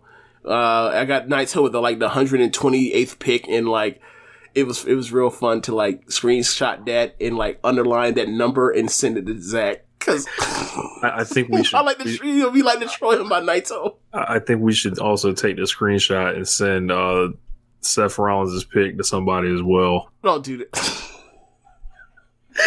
But I've got a really great I've got a big board of guys to go through, and so after the first 10 rounds, like, most of like the supreme, like, unfuckwithable talent is gone. Oh yeah. But there's still tons of, like, it's an all-time draft of anyone in the world, anywhere. I have like a ton of people. I have, like, I'm drafting somebody I know no one's gonna draft, like, and it's gonna be incredible, because what I'm gonna do with them is, like, I don't know if people are gonna get it, but I know I'm gonna be supremely entertained at the thought of it. So yeah, I've been drafting. I haven't even thought about, like, I've been drafting more with a sense of, like, I've been just talent for incredible wrestlers. Right. Like, my thing is, I haven't even thought about, like putting together a card. Like, I'll worry about that once I get to the roster. Yeah. Like, I saw some people who, like, were people booking programs on like, nah, you're gonna miss out on talent trying to do that. Like, there've been a couple draft selections where I've been like, oh, like, yeah. Like, I think the Miz already went, and I'm like, that depends on your perspective of what you watch in pro wrestling. Like, if you've only watched, US wrestling, I can see Miz going, but, like, if you're someone like me that's been watching Miz and never thought that he was and always thought that he was a mediocre wrestler or okay, and then, like, that never got better. He had a couple good matches. He had a couple really good matches at times. And like he peaked in 2016 and then like he's been stale ever since. Like that doesn't enthuse me to go get him. Like no. I mean, I still like him, no shade, but like it's a historical draft. I think that there's more. I think there's too much talent out there for me to just go with a guy that's been stale for 5 years. Like if your whole thing is like, well, look how decorative he is. Like, well, I mean, I don't give a shit. Like he was chosen. Yeah, decoration. That's like what? Like that's like the Booker Man decided that. Like what did he do? Like yeah, and I mean like. It's so different when you look at like the accomplishments of like, especially like what those accomplishments used to mean compared to now. Right. Yeah. Like it's a little different. Like, I mean, Miz was a fucking WWE champion, last year. And it's like, come on now. Does anybody even think that sounds like it makes sense based off of the year he had leading up to it and after it? Yeah. So but whatever. Like, if you want to draft him, you want to draft him. But like, I wouldn't have drafted him. I understand he got drafted, but that wouldn't have been me. Like, I don't know, man. Like, I take Drew McIntyre in that round. Like, I'll take Drew McIntyre. Like, I don't remember what round who did I take that round? Can you look it up and figure it out? Because I don't remember. Your 9th round. I guess that was 9th round. If that was 9th round, then I took Naito. Yeah.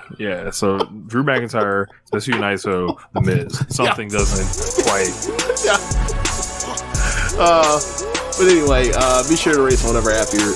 I already went through the whole spiel. Yep. Like I went through. Yeah. Holla.